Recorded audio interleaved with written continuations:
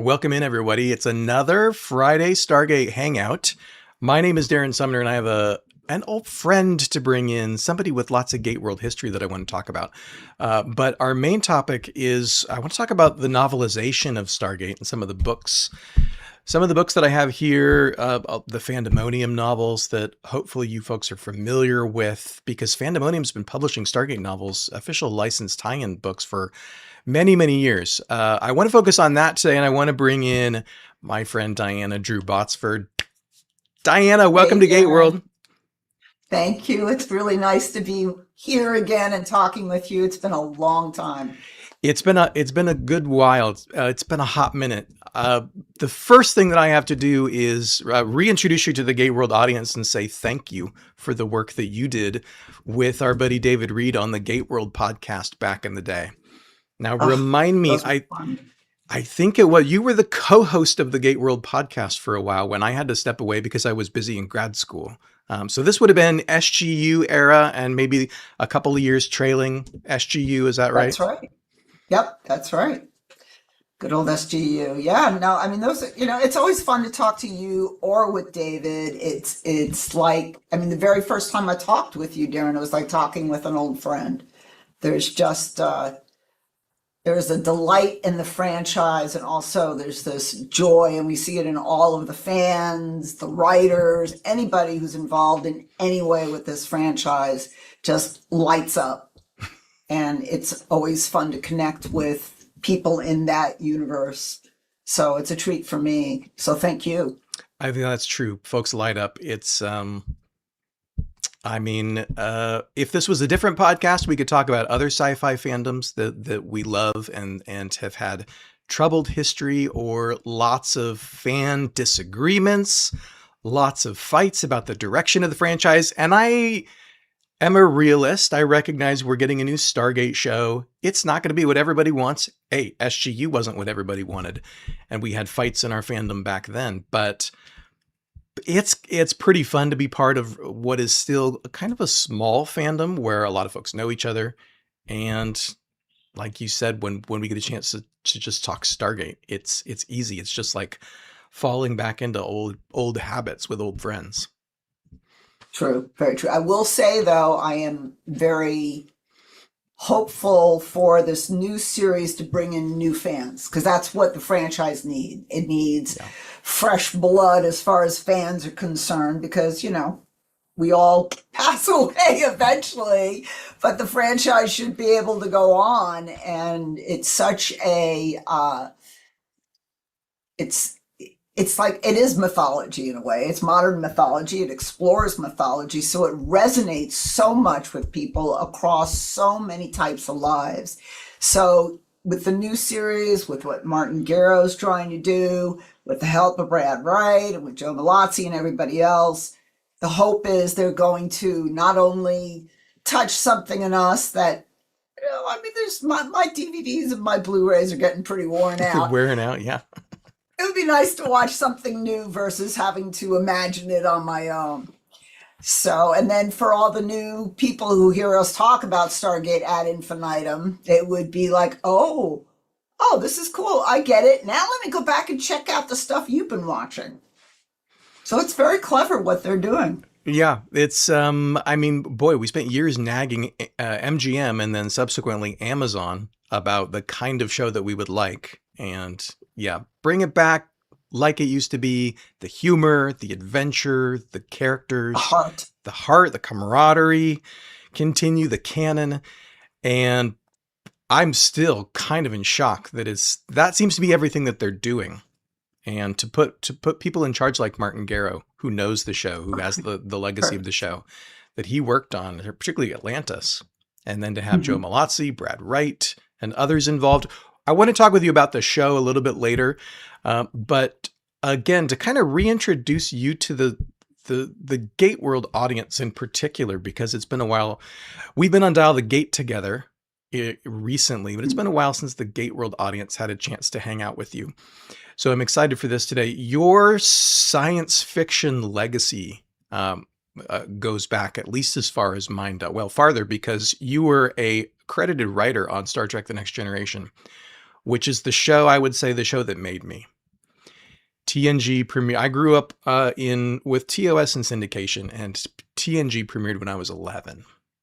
So that's the sweet spot, right? All through middle school and high school, TNG was my show. And it remains, with Stargate SG-1, my favorite all-time series. So I want to talk about your work with TNG. But first, well, take us back. What are the roots of your science fiction fandom?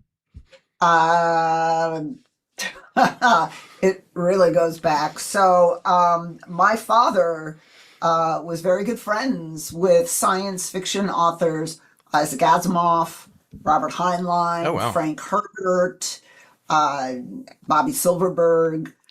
He knew Bradbury belonged to this like New York men's club called, I think it was called the Dutch Treat, that a lot of them used to get together at, smoke cigars, drink cognac in the 50s.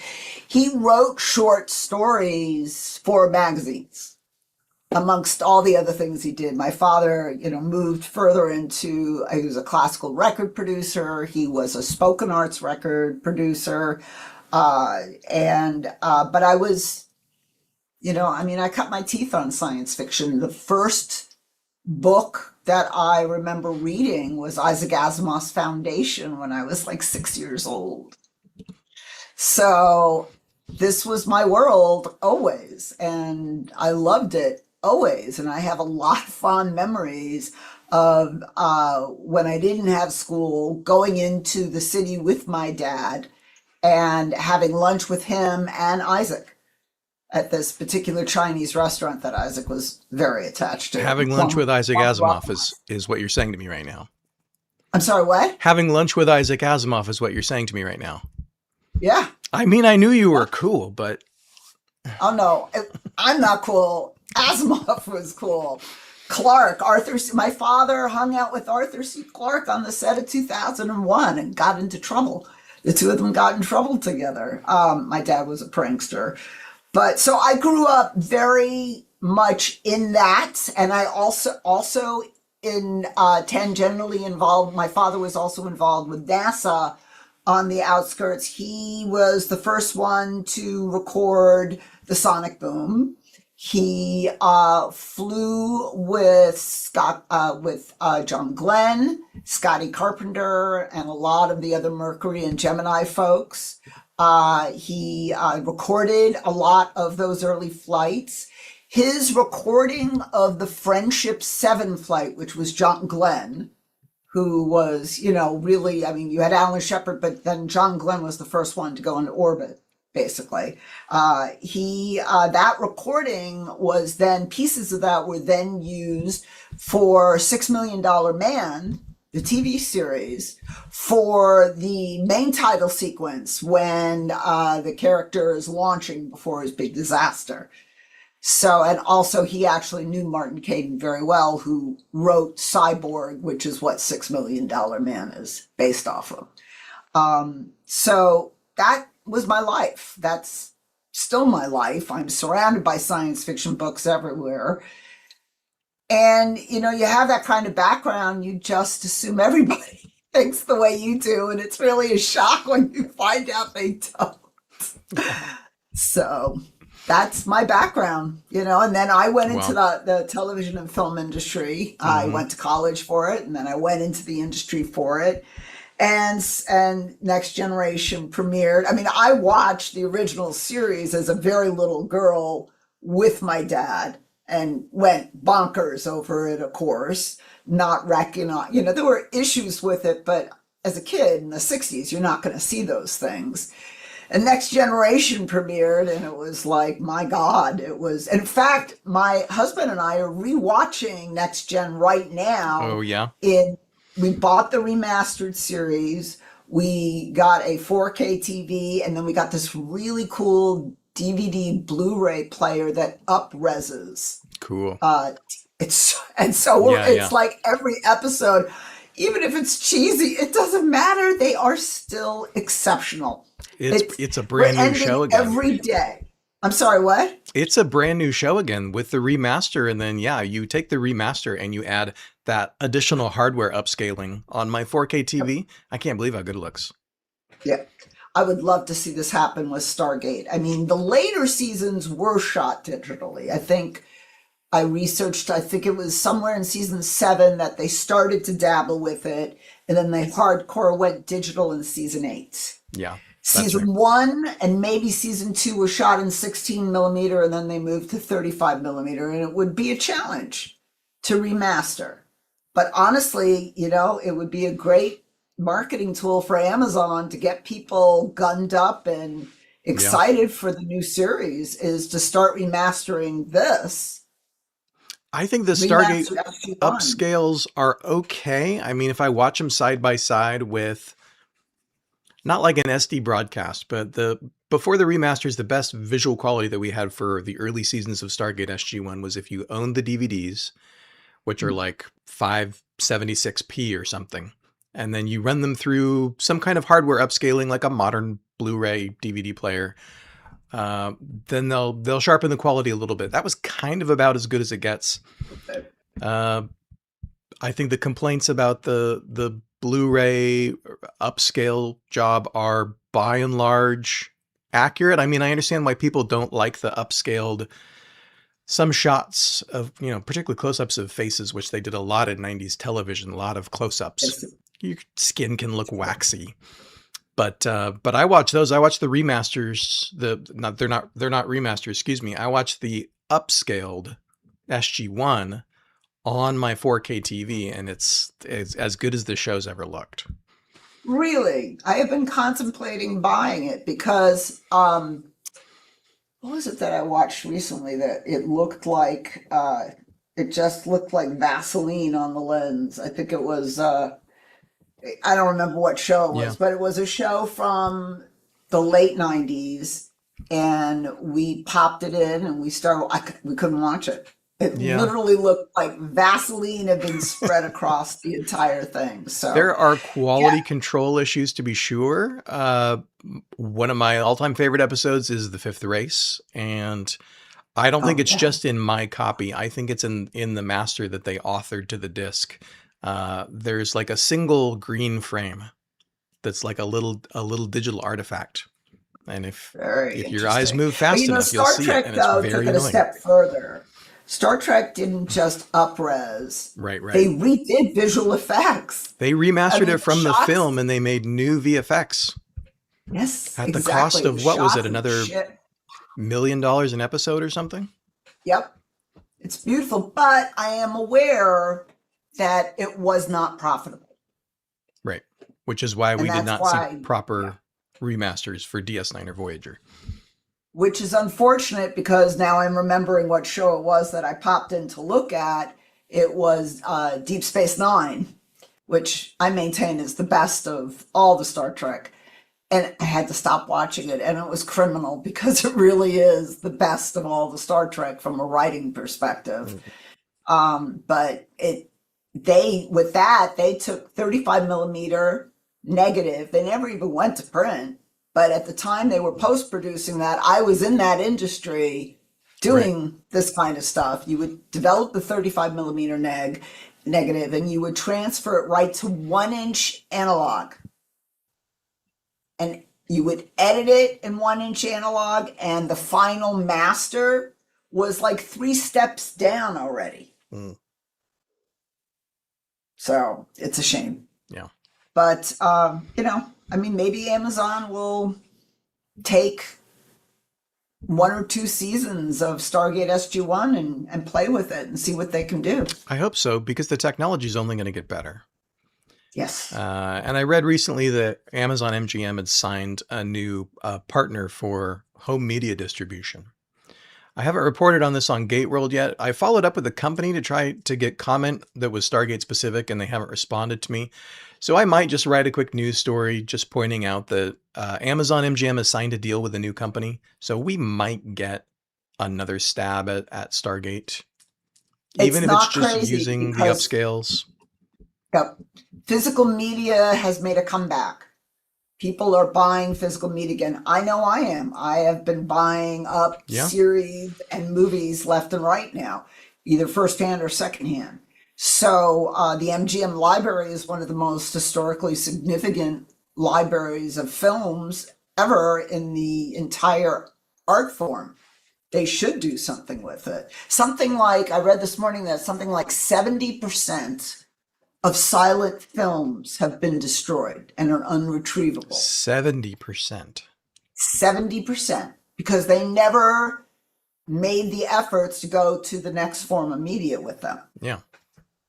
That's so incredible. It would be criminal. It would be criminal to not do that with MGM. Well, thank goodness for physical media. I hope it's making a comeback. Even in the age of streaming. I mean, we've learned now that streaming has been a thing for the better part of a decade.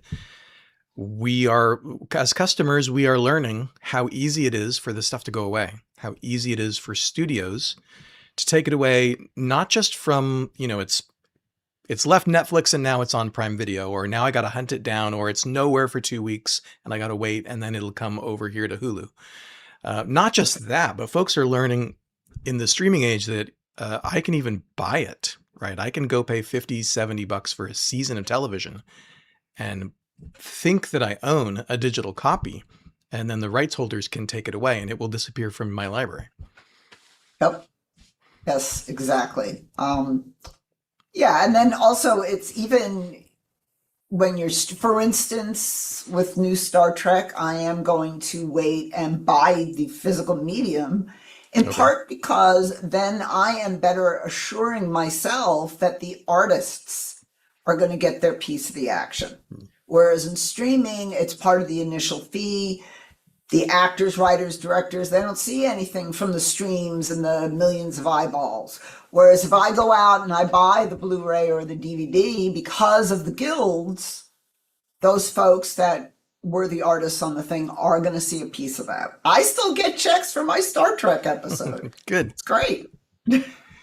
Hey, folks in the chat, let us know if you have any questions for Diana or for myself as we go through this. We're hanging out with all you all. And I'm sorry, I'm from the Pacific Northwest, not from the South, so I won't say all y'all. All of you all. We're hanging out and talking Stargate today. Thanks for everybody to everybody for being here. I just saw a comment that I wanted to read. Where did it go? Sitho Brick says Amazon needs to upscale the original film first. That would be nice. I don't know that there is a 4K version of the feature film out yet. I was looking at something recently. They do every 5 years or so, the feature film gets some kind of a anniversary re-release, but I'm not sure what the state of the video is at this point. I would suspect that there is a Blu-ray, because that is a film that was finished on film. There is cut negative that's being kept somewhere. And it would not be hard to up-res that at all.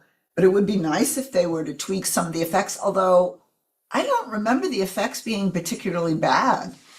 Do you? No, for 94, I mean, they were all practical. So for 94, they look good. I think they hold up. I wouldn't want to see them try and redo the puddle, per se.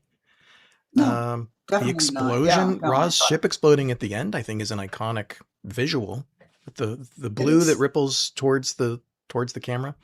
That's an iconic shot. Yeah, the feature film is on Blu-ray. There is a 1080 HD version of it. I'm not sure if it's gotten a 4K treatment at this point. It would not be hard to do, though. I'm sure the negative is somewhere. Yeah. I'm sure the negative is somewhere, or a composite print and audio or version of it are somewhere.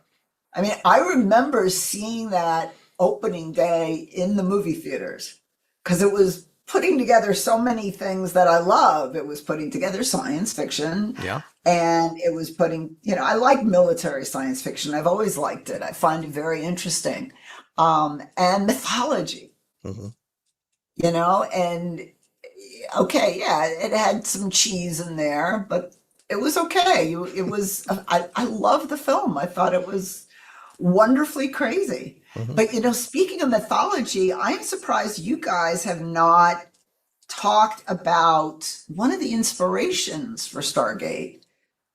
Eric Von Däniken just recently passed away. Yes, I saw that. Enormous inspiration. He was Chariots of the Gods. That was the first book. That was the book that brought him out into the international scene. where he started making the connections between the pyramids. He was like the real Daniel He Jackson. He was, yeah, made the you know, so, I mean, some of his stuff was, I think he was just getting a little Looney Tunes at the end there with some of his ideas, but his ideas definitely affected the development of Stargate, the film. yeah. And then I would bet anything that Brad Wright and the others leaned into that stuff for the series. He was the original Ancient Aliens guy before there was an Ancient Yes. Aliens show. He was certainly an influence on Roland and Dean in making the original feature film. I think there's a DVD bonus feature that has him on it as some of the mythological background that inspired Stargate. So he's kind of, in a way, he's kind of Stargate's grandfather, and he passed away recently. Yeah. And in fact, the guy who was his protege, Giorgio Tsoukalos, was a recurring character and an advisor on Resident Alien. Okay. Which also, I don't know if you saw that with Alan Tudyk. It also kind of played into the idea of aliens having been woven into human mythology, especially Native American in their case. But Giorgio was Eric's mentor. I mean, protege. Yeah. Yep. Okay, we're gonna talk about the new Stargate series here in a little bit, but first, Suns and Shadows asks, so you love military sci-fi. Jeff's regular question is, are you a fan of Space Above and Beyond? Which is a show that I just watched last year, maybe 2 years ago now. Did you ever watch? It was a one-season 90s Fox show. Yeah. Oh my God, that's a walk down memory lane, man. Oh, yes. Yeah, you gotta wonder. Sometimes you have terrific shows that come out, but the timing is just wrong. The timing's off, yeah. That's how I felt about that show, watching it. I probably watched it 25 years after it was on.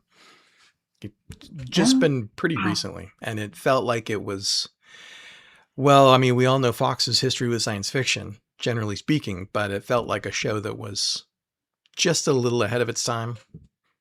If it had come out a few years later. I think it was. I mean, you know what, though? If you go on IMDb, it still has very good reviews. Yeah. It has a 7.8 on IMDb. That says a lot, I think. But I remember watching that. I remember enjoying it and then being confused when there wasn't a second season. Which I'm sure is, we get like that all the time, don't we? Take me down memory lane, if you will. I've been excited to have this conversation for a long time. Down memory lane for Star Trek: The Next Generation.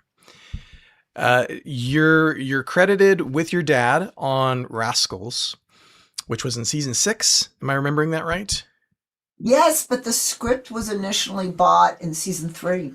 In season 3, okay. So my first question is the origin? I'm sorry, it was one of the last spec scripts that Gene Roddenberry bought before he passed away. Oh, interesting. Okay. So because they kind of changed after that. They didn't do that anymore. Yeah. Next Generation was famous for having an open script policy. And we've heard lots of stories from the producers about how there ended up being kind of a slush pile of scripts in the office. And every once in a while, somebody would look through them and kind of cherry pick out the good ideas, or in some case, very good scripts that would end up being produced. Was that the process for you and your dad, or was it actually commissioned? No, explain the spec process to us a little bit. Yeah, it was a spec script. Back in those days, I was vice president of family programming for the Kushner Lock Company. We did, amongst this is the folks who did Brave Little Toaster and The Family Dog. I did Spiral Zone, which was military science fiction. They did the very first HBO live action series, First and 10, with O.J. Simpson and Delta Burke. So I was working with them, but my father and I, were major Trek fanatics, both of us. So and this was when email was just really starting to become a thing. we started developing this script going back and forth. And part of the inspiration at the time is that I had I had a little girl in 1989, which is about the time we started writing the script. So that was part of the inspiration. And then I also had an agent because I was in production. I had an agent. So I gave it to the agent, Richard Herman, and he got it to them. And about 6 months later, we heard that they were gonna buy it. And then it got shelved because Roddenberry passed away and there were some changes that happened. And then a couple of years later, Jerry Taylor was actively involved and she brought us in. My dad came out to LA and she brought us in and we pitched some different ways to go with it. It was not a transporter accident in our original script.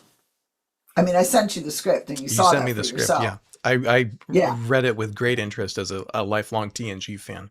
It was called Yeah. The Maker of Dreams, and it was a very different story. Lots of fingerprints that are in common with the final episode that was produced, but it was a super powerful entity that we've encountered, of course, many, many times in different forms in Star Trek. I don't know what your authorial intent was, but I had kind of a Trelane vibe in my head when I was reading A little bit. Caliban and his dialogue. But Yeah, this entity sort of brings this about by means of the transporter beam energy. Yeah. And we really wanted to explore what the heck was Picard's problem with kids. Yeah. That's basically what we wanted to explore. Caliban, Maker of Dreams, those were homages to Shakespeare's Tempest. So that was more the focus. And in the original script, it's not Picard who becomes a kid. It's Riker who becomes a kid, and he's clingy with Picard, and that makes Picard even more uncomfortable, of course. I still think the best line in our original draft was Worf becomes a kid, because we wrote this before there was an Alexander. And when Picard tries to get the truth out of baby Worf, as it were, Worf just announces that he does not like snowballs because they were playing on the planet. So, yeah, it had a different heart to it, but it had very much the same heart to it, too.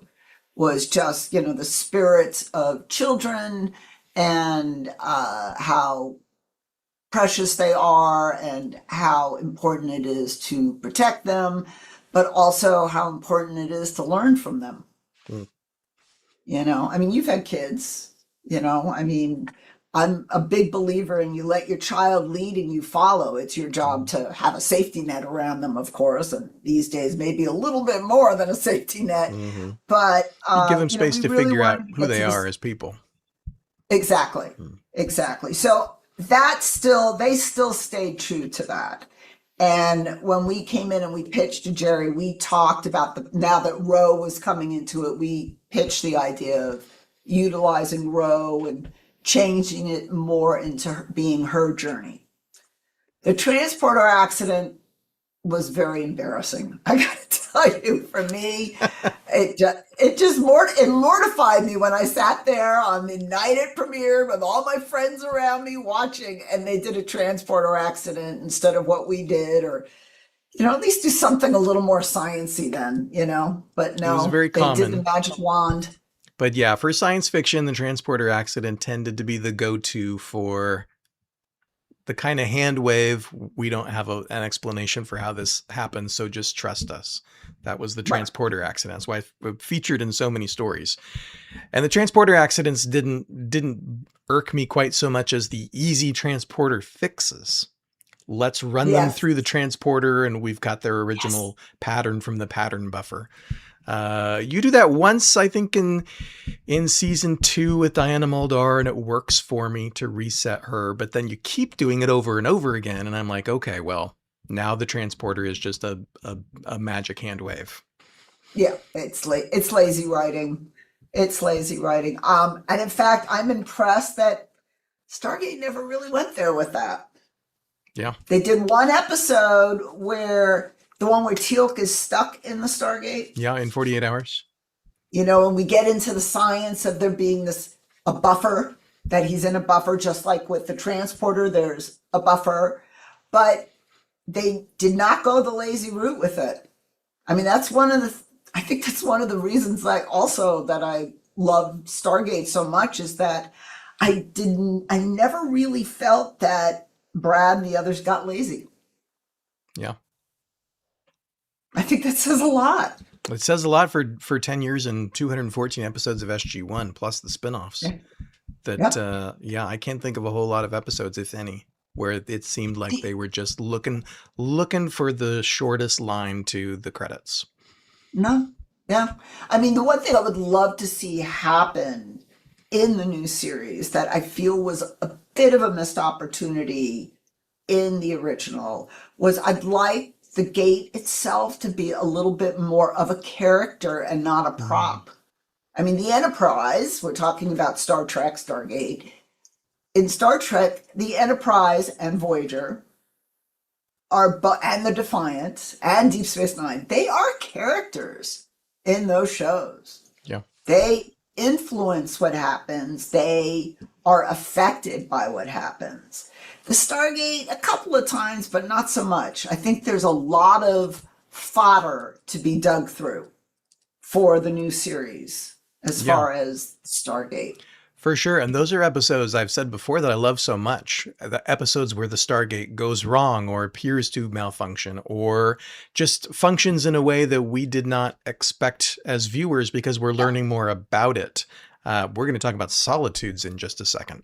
Yes. But before we get to Stargate and your work in that franchise, I'm really curious to stick with TNG for a minute because having read the original draft of Rascals, Maker of Dreams, it makes so much sense to me that you guys wrote that in season 3 because you're right. Picard's characterization, particularly when it comes to children, was very much sort of the episode that you picture in your head is Wesley standing on the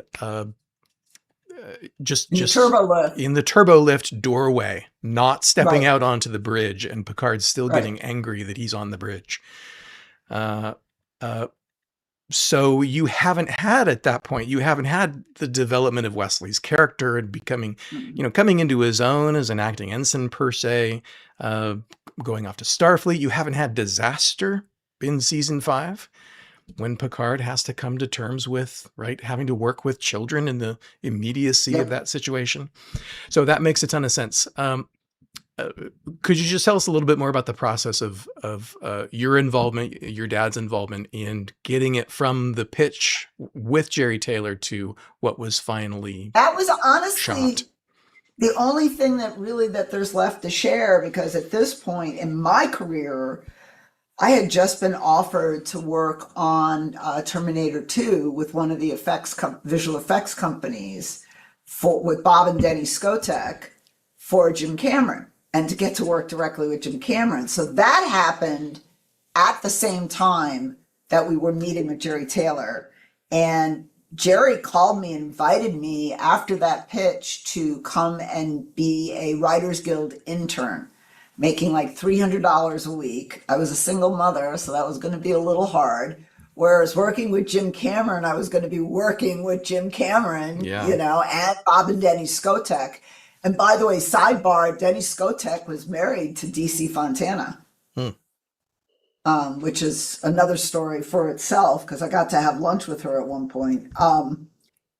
May she rest in peace. But I had to turn Jerry down because, again, I was a single mother. I couldn't afford that, where I was making 6 figures doing visual effects. But I loved her. What a class act. So smart. You're talking about Jerry or Dorothy?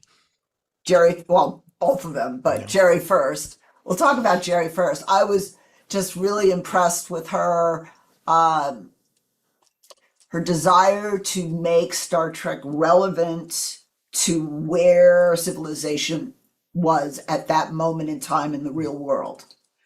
And I love that, and I respect it. And that, to me, was very educational as a writer, to hear her talk about that. After I turned her down, that was it. I didn't hear any more, and Ron D. Moore took the script and he turned it inside out and did the version called Rascals, and it aired. The cool thing is that Adam Nimoy, Leonard Nimoy's son, that was his directorial debut. That was. And what made it even cooler for my father and I is that in 1976, my dad was the producer director for Cadman Records, which was the original spoken arts record company. And he brought in Leonard to do excerpts from Ray Bradbury's Martian Chronicles and The Illustrated Man. And I got to sit in on those sessions, and I got to, as a preteen, I got to spend time with Leonard Nimoy.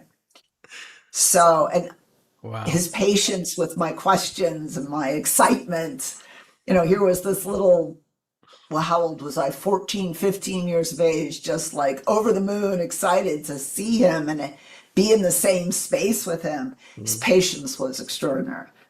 That's amazing. So to do that, and then here we are with the episode, and his son is directing it. It was kind of beautiful. The world works in great ways. That's fantastic. That's amazing. Tell us then how you got connected with Stargate. So before you became one of our franchise's beloved official novelists, how did you discover the show? Were you there on premiere night watching on Showtime, or did you fall into it later? It's funny, actually. So I did see the movie when it first came out, as I said. I mean, I was very in film mode at that point in my life, and it was very cool. But then I went on with my life. So once I left the industry and I had moved to the Midwest with my husband and whatnot, I became more of a presence online at the same time that millions of others were, and I was very into the West Wing. And Television Without Pity was a very well-known forum that a lot of people would hang out on. And I made some great friends on there, just fantastic friends. And then that show was over, and Studio 60, Aaron Sorkin's next show, started. And most of us were still there also talking with each other. And there were some arguments going on, but there really seemed to be an agenda on the part of some other people there to really tear Sorkin down. And we weren't really having it. So we kind of went off and did our own thing. And amongst the things we did is that there was an episode of Studio 60 that was right after Hurricane Katrina, where Aaron Sorkin brought in a lot of the musicians from New Orleans to perform for the Christmas episode. And it was terrific for raising awareness for the musicians' plight while New Orleans was basically shut down for rebuilding. So we were so enamored by that a group of us raised money and put together a full-page ad in the big Hollywood trades thanking Sorkin and Shlamy and the cast and crew for raising awareness. And we went a step further in giving address information, phone numbers and all that, where people could donate for musicians to get replacement instruments. So, this pretty special bond happened because of the internet, which is, this is the beauty of the internet, right? So then a lot of this group was actually from England. And they decided to come over to the States for Bradley Whitford from the West Wing and Studio 60. He was going to be performing in, I can't remember the play right now. Isn't that terrible? I think it was him and Sean Hayes, actually. And so we decided to all meet in New York because I was from New York and my mom had her house there. Everybody could come stay at my mom's house. So we went, we did that. We're all sitting and having lunch. And one of the people was Lindsay Allen, who did the cover art for the Stargate books. So she starts talking about it and she says, Diana, you should write for Stargate SG-1. And I'm like, Stargate what? What are you talking about? So she told me there was this series, and Richard Dean Anderson, who I had met a few years before at a social situation. So I was like, let me go home and watch. Let me watch some and I'll decide. So I went home and I watched, it took me 6 episodes. And then I was like, oh, this is like filling the hole that Star Trek, made in my life as far as a series that's fun and science and mythology and exploration and adventure and a core cast with that esprit de corps where they all come together like the Three Musketeers. It had everything. Yeah, That but was you were a science fiction fan already. Was this not on your radar yet just because it was on Showtime? not all. Was it just because it was on Showtime? I think so because I wasn't watching Showtime. I really at that time, other than Star Trek, I really was not watching TV. I was a film person. I was Mhm. making movies and I was watching movies. Yeah. So yeah, it was and I deliberately stayed off the internet and did not read anybody's comments. And the show was like almost over by this point. It was in the last season or two. Hmm. I didn't want anybody's opinion in my ear. I Yeah. wanted to form my own opinions. And I'm so glad I did that, to be perfectly frank. And the show's become, and I suspect everybody listening understands when I say this. The show is like one of my best friends. Mhm. I just, I love, I adore the whole franchise, but that first series is particularly special to me. And I think because I didn't have other people involved in shaping my opinion, that I got to do it on my Yeah. own, it's even more special to me. Yeah. So that's how I got involved. And then I wrote a pitch to Sally Malcolm, who really is the original Stargate prose writer, as it were, with fan fiction. And then she created this fabulous publishing company. She's gone on now to write a lot of romance novels quite successfully. No surprise, she's a great writer, Mhm. fantastic writer. So she started this with help from her husband, and we all got to play in that sandbox. We did work with MGM, which I appreciated. That gave it kind of a sense of legitimacy in a way, because you would write the proposal, it would go to Sally would work with you to get it to where she was happy with it, and then she would send it to MGM, and they would give their feedback. And it was kind of like working with a studio and a network in a way, you know? And then they'd read the funniest thing would be when I would submit a manuscript and MGM would come back with, oh, but Jack would never say that or Sam would never do that. And I'd be like, watch episode 415 and go to 3 minutes and 22 seconds on the episode. And this character says that. And that's where I got it from. And that seems to be the case by and large with most of the authors, if not all of the authors, because Fandemonium employed real longtime fans of the show to write these. I think they're particularly strong when it comes to characterization, right? There's something really particular about Jack O'Neill's voice, about Daniel Jackson's voice, Sam and Teal'c. We're looking here at the run of SG-1 novels, but then of course there's a whole collection of Atlantis novels as well. And short stories. There's and several collections of short volumes stories. Did you approach this? So you came to the show after having this sort of first encounter with the folks who were producing the novels, at least, right? An artist who was connected with Fandemonium. Did you know from the start, as soon as you started watching the show and it hooked you and these characters started to come alive for you, was it the plan to pitch something to Sally? I mean, did that all kind of happen at the same time? Absolutely. Yeah, no, I mean, I watched it. Lindsay encouraged me to watch it to see if I wanted to pitch to Sally. And 6 episodes in, and I read like 2 or 3 of the books also, just to see if this was something that I could do and I wanted to do, and that I felt that I could do well, because it was clear if a show has 10 seasons and then there's this website, GateWorld.net, going on that clearly has thousands of people on it, thousands and thousands of people on it, There's a that fandom I here. These needed people to. clearly care about it. Well, it was a little intimidating. I got to be honest. I had to make sure that I had this right, you know? And then I started listening to your podcast, the early years of your Oh podcast, no.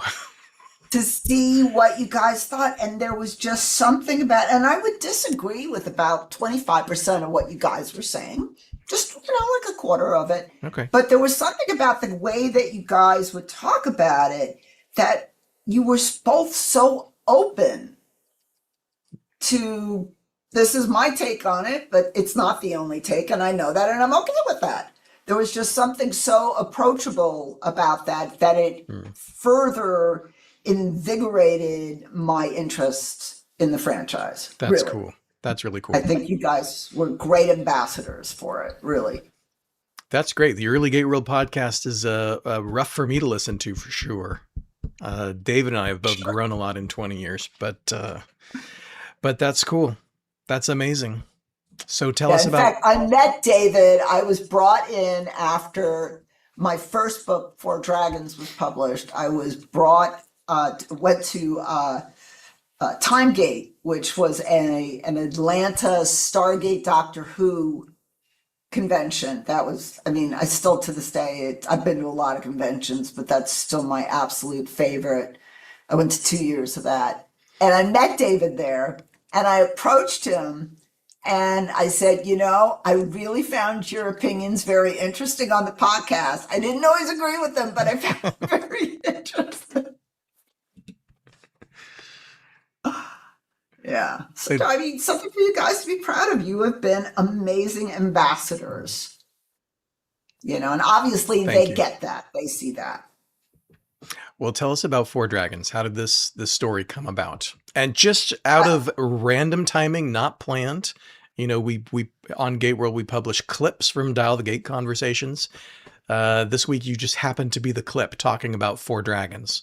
So if anybody's watching on GateWorld's channel, we've kind of heard the story a lot of digging deeper into Yu's backstory and the connection between Oshu and Sun Tzu or Lao Tzu, and the opportunity that writing a novel had to explore something that, 44 minutes for an episode, you don't get to do that sort of deep dive on secondary characters. So what's fun about writing a novel like Four Dragons, and then what was the particular first off, challenge? no budget.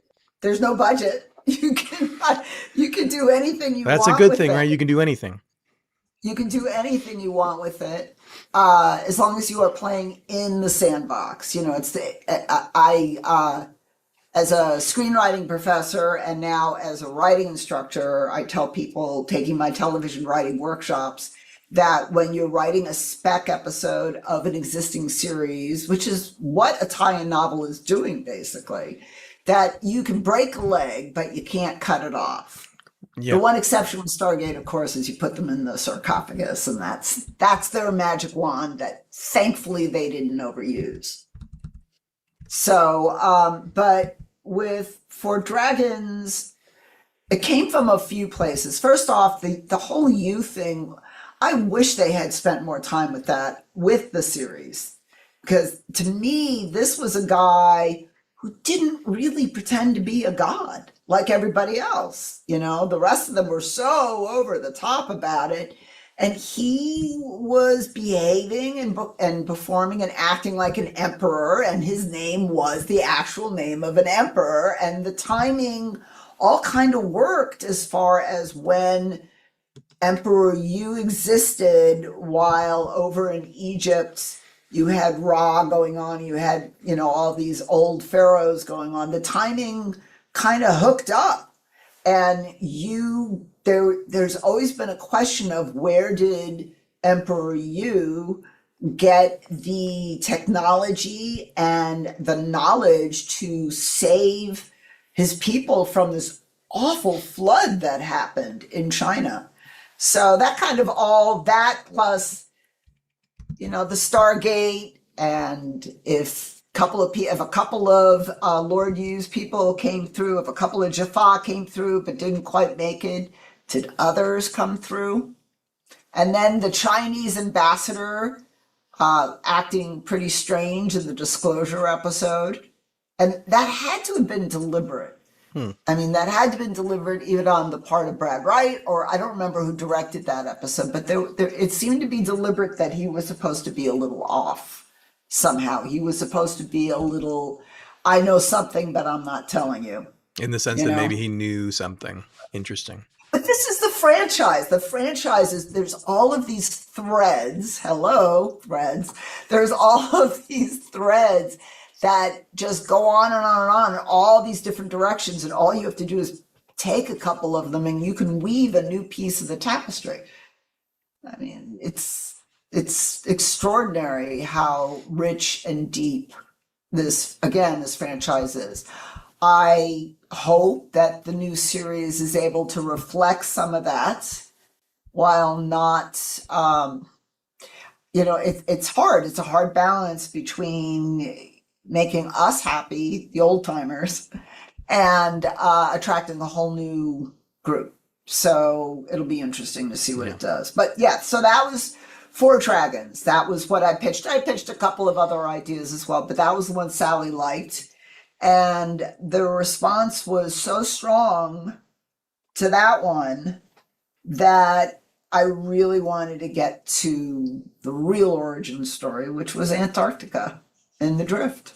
Antarctica ends up being very significant to you for reasons I want you to get into, but also as you pointed out, one of the things that I did to prepare for our conversation was I looked up previously when GateWorld has interviewed you. And you did an interview with Sean Farrell back in the day, who was kind of our novelist. He did a lot of our novel coverage. He was our novel correspondent. So you talked with Sean about Antarctica and, picking up all those threads across the fabric of Stargate, where Antarctica seems to be really significant to the history of the ancients, the discovery of the first Stargate there. What would come to be known as the Beta Gate, but the older gate that was near the ancient outpost in Antarctica that's discovered all the way back in season 1 in Solitudes. All these different bits and pieces of Antarctica comes together in this story. So how does it come together? You mean as far as the story is concerned, or as far as my crafting this? Your discovery of what the story is, and not just what Antarctica means to the Stargate franchise and its mythology, but how you came to. I think, is it right to say you came to fall in love with Antarctica? Yeah. Oh, very much so. First off, 28 years ago today, Solitudes first aired. And it was such a delicious twist for the show. It was a brave twist, if you think about it, for the show to take, that there was another gate, and that gate was actually the discovery of that gate and the implications of that gate. Plus, then you take the implications of what Sam and Jack find when they find that frozen Jaffa. And those implications that Jaffa may have been here long, long ago and had a whole other level of influence on it. And then there was a story there. Yeah, there was an absolute story there. And then you take on top of all of that, just if you look back at the late 19th century, early 20th century explorers. I mean, first off, Stargate SG-1 and all those teams, they were explorers, right? So let's go back another 100 years to another type of explorer, Ernest Shackleton, Amundsen, Scott, those explorers. And when they went down to Antarctica, this is back before you had all the cool fabrics we have now, so you can be outside in minus 50 degrees, Mm-hmm. And I wanted to bring in that parallel, that evoke that memory of that this, until very recently, that this was the equivalent of going to another planet. This was, and I actually had the opportunity to go down. I wrote a grant. I was a full-time professor at Missouri State University at the time. So I had the opportunity to write a grant because they want their professors either publishing, in science journals and whatnot, or if you're a creative sort, doing creative work. So I was given grant money that I used on top of my own money to go down to Antarctica and spend 2 weeks on a small vessel with scientists, historians, the crew and whatnot, and some other civilians, and just experience it for the first time myself.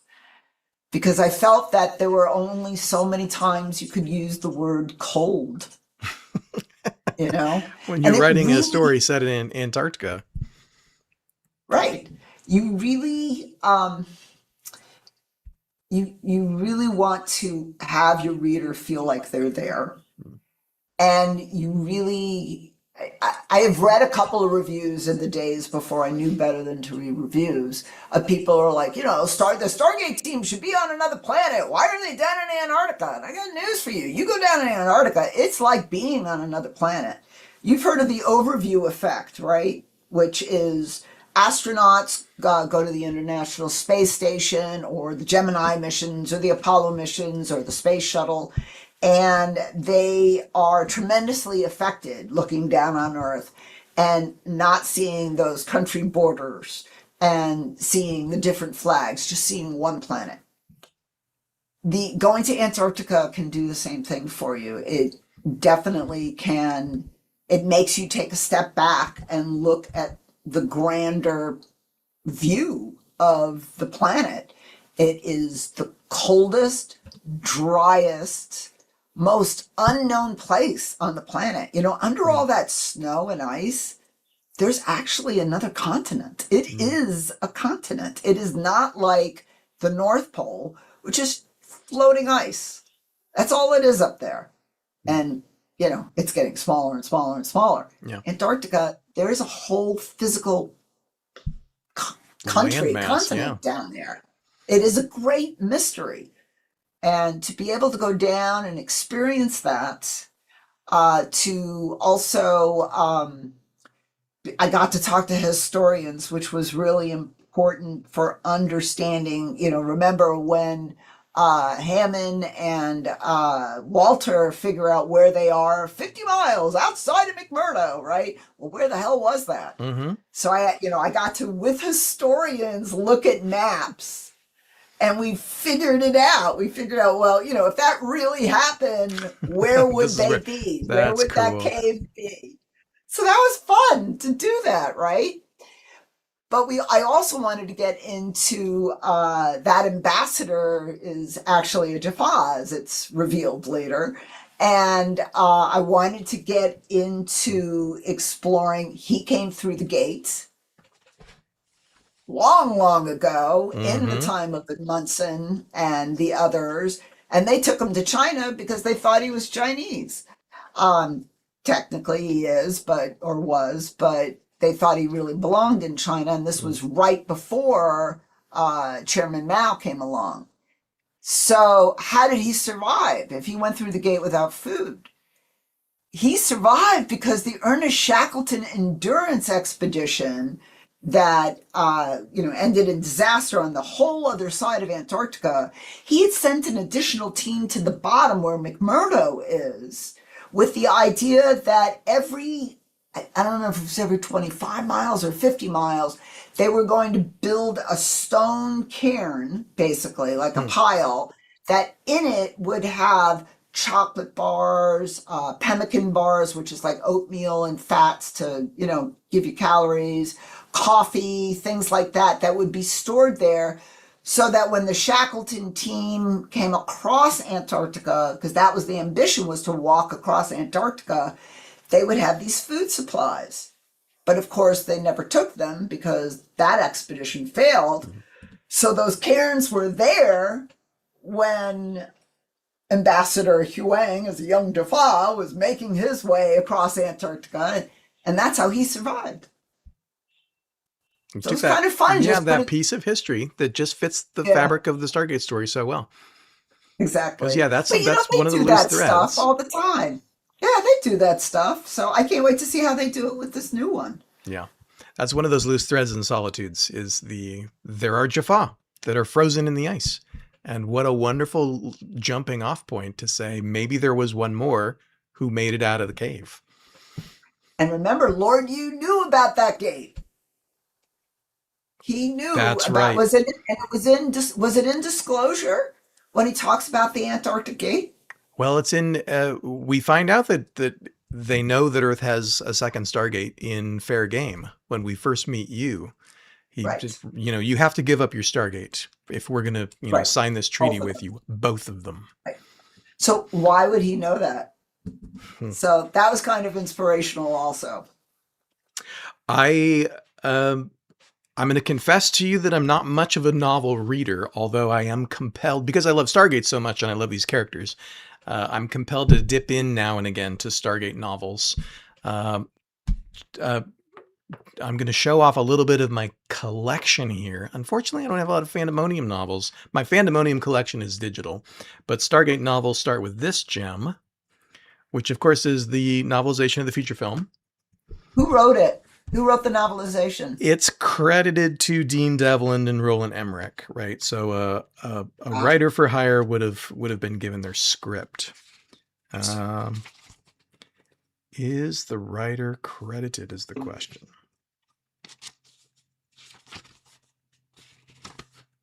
I might have it on GateWorld, to be honest. If I ever figured it out, I might have put it on GateWorld. But then before Fandemonium, we got the Bill McKay novels, right? So right. there's 5 of these that take off from the feature film prior to SG-1. So I have Rebellion. I'm looking for excuses to show off my collection on camera. Retaliation. Reconnaissance. I got this. I had never seen Rebellion. these. You haven't seen I these? didn't even know they existed. So there's 5 of them. Resistance. And no, I haven't read them, but they sure look interesting and they're fun to have in my collection. Are they legitimately licensed? They are, I don't know what the license is, but they're official. So they're published by Rock. And I know that Dean has said that they worked with Bill McKay on these. Okay. So Dean Devlin considers them canon to the film universe.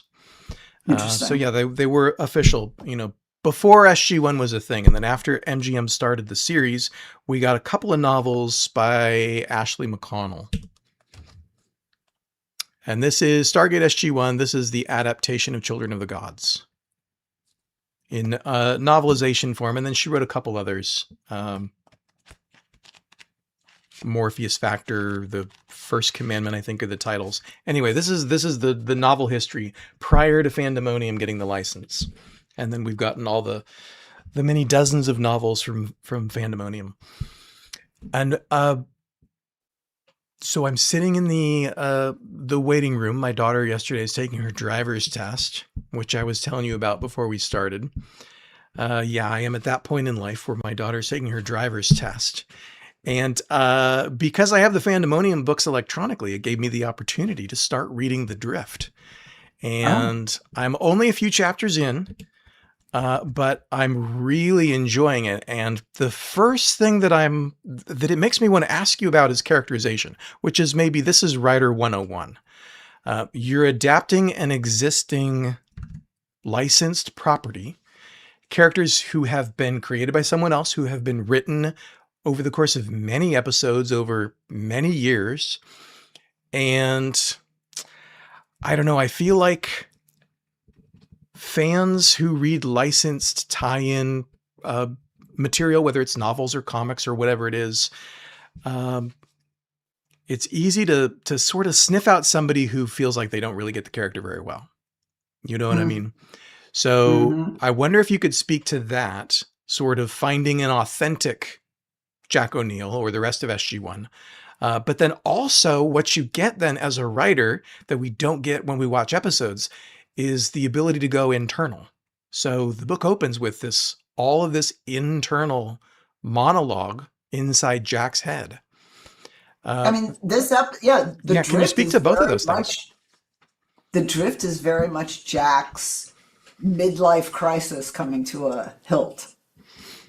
I mean, and him, I wanted to, character story wise, I wanted to explore his thought process on why he agreed to go to DC, you know, to So the story leave is set. Colorado.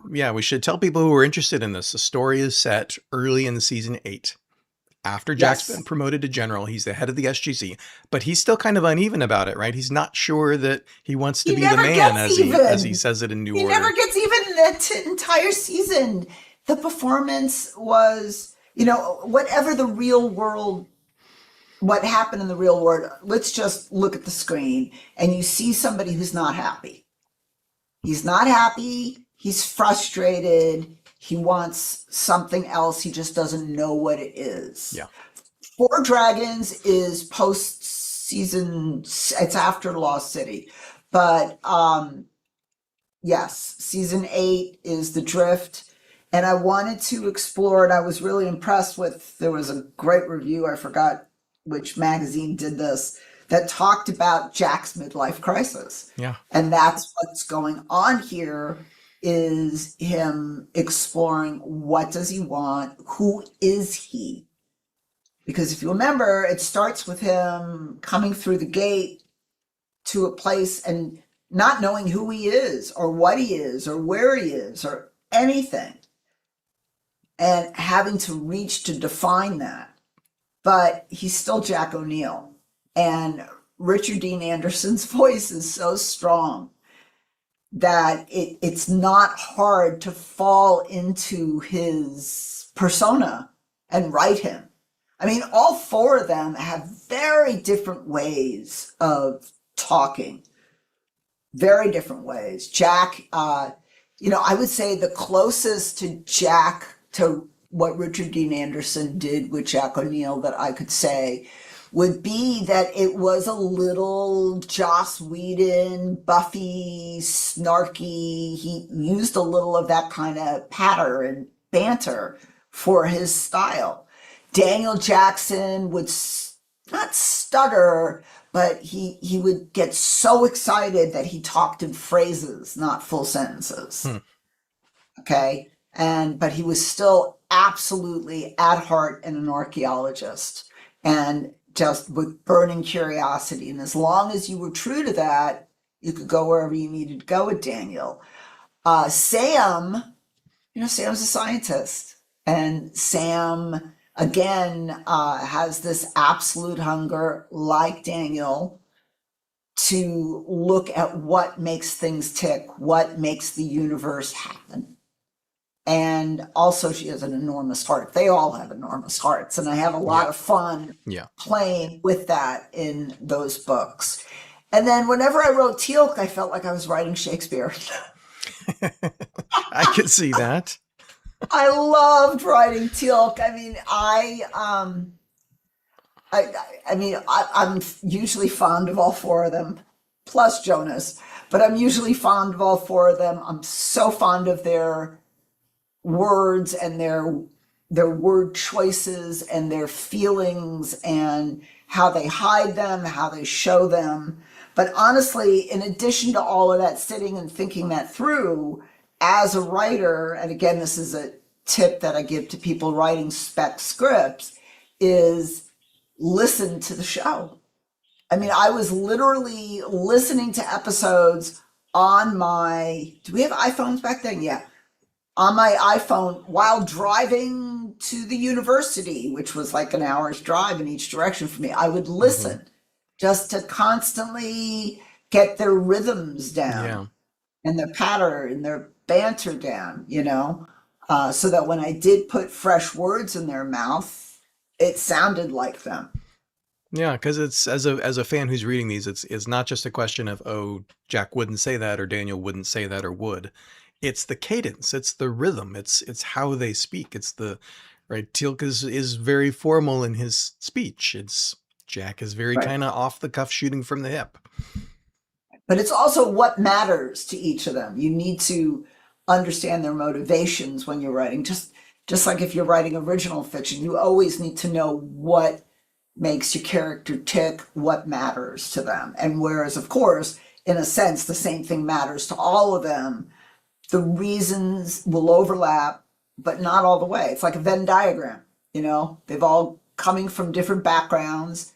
They all certainly share most of what matters most, but they each also have their own thing that's driving them forward. And I think it's important to reflect that. I mean, what I loved the most of writing the Stargate books was going from one POV to another, is interweaving all of their stories together. I love that. I loved writing Sam, then going to write Daniel and Jack and Teal'c, and just that rhythm. It was great. There's something magical about that formula, about the characters that Brad and Jonathan created on that team. Yes. Folks, post questions in the chat if you have anything. I apologize that I'm not asking everybody's questions as they come. I'm kind of trying to keep us on topic. So we'll talk about the new show in a minute. But Lori asks if, Diana, do you know if any Stargate novels will continue? She would love to see more of them. I know that, I mean, here I'll say first what I know, and then tell us what your thoughts are on it. The last official Stargate novel from Fandemonium was in 2019. So it's been a minute, and it was before the Amazon acquisition, obviously. But what I've seen covering licensees is very often when a license expires, as for example with Big Finish and the audio dramas, the licensee can't sell them anymore. So the Big Finish Stargate audio dramas went away for years. You couldn't find them unless you bought CDs on the secondhand market. They're back now, evidently, because Big Finish signed a new license so they can sell them again. The Fandemonium novels have never gone anywhere. You can still buy them. You can still buy the ebooks on Amazon. So I take from that the license is still active. But do you have any information about what Sally and Tom have been up to the last going on 7 years? Or what might be coming? I would assume because Amazon started in the book business that they will probably rejigger it and publish themselves. I wouldn't necessarily call the current book, the fact that you can go and buy the ebooks doesn't mean that the license is active. Okay. It means that they are allowing them to continue to sell existing material. But I really have no idea where it's going to go. I don't think anybody does. It was certainly in good hands with Sally. But again, you know, Amazon, they have their own publishing wing. They should be doing this themselves. You know, will they do it fairly? I'm also a member of the International Association of Media Tie-in Writers, professional media tie-in writers. And, you know, you want to make sure you pay your writer fairly. And 9 times out of 10, it's a good thing if they get a credit in the book too, unlike those Stargate books that didn't have their name credited. I mean, even look at the early Star Treks with Dean Wesley Smith and actually the guy before him who wrote those original Star Trek novels. I actually have those somewhere on my shelves. But the hope is that Amazon comes up with a fair and reasonable way to go forward with the books. I feel that it was a vastly untapped market. Yeah. I mean, at one point, I think I had over 1,000 Star Trek novels at one point. I gave up a huge amount of them to a local VA group down in Houston when we moved. We lived in Houston for a couple of years and we were moving from there up to here in Michigan. And I gave away just boxes and boxes. I still have tons of shelves of it, but they never really tapped that market. I mean, this has been a frustration with the franchise in general. I mean, and they had a role model the whole time with Star Trek. Just be like Star Trek. Yeah, video games. For sure. Just be like Star Trek. Lots of books. You know, I wouldn't mind any of the things that they've done. Do them for Stargate. So whether or not it's Fandemonium, you think that there's a good chance that this is This is potentially part of Amazon's strategy for rejuvenating the franchise, is to give us more novels in some way, shape, or form. Do you think that's the case? I And would you hope write one so. of them? I would absolutely. I have like. Oops, sorry. Um, I have. Um, I have like 30 ideas already written Of course you do. You're a down. writer. So, yeah, so that's not a problem. I do have lots of ideas that are just about what's on the other side of the gate. They're not about the characters because who knows who the characters are, but just the worlds, um, and tying it to Earth's mythology because that's really what Yeah. the franchise is supposed to be, right? Is that those stargates were the gates from and to our mythologies, which helped shape us. So, There's yes, I want to write for it. Yeah, there's so many untapped stories, so much mythology, so many of those hanging plot threads from the shows that are ripe for further exploration and world building.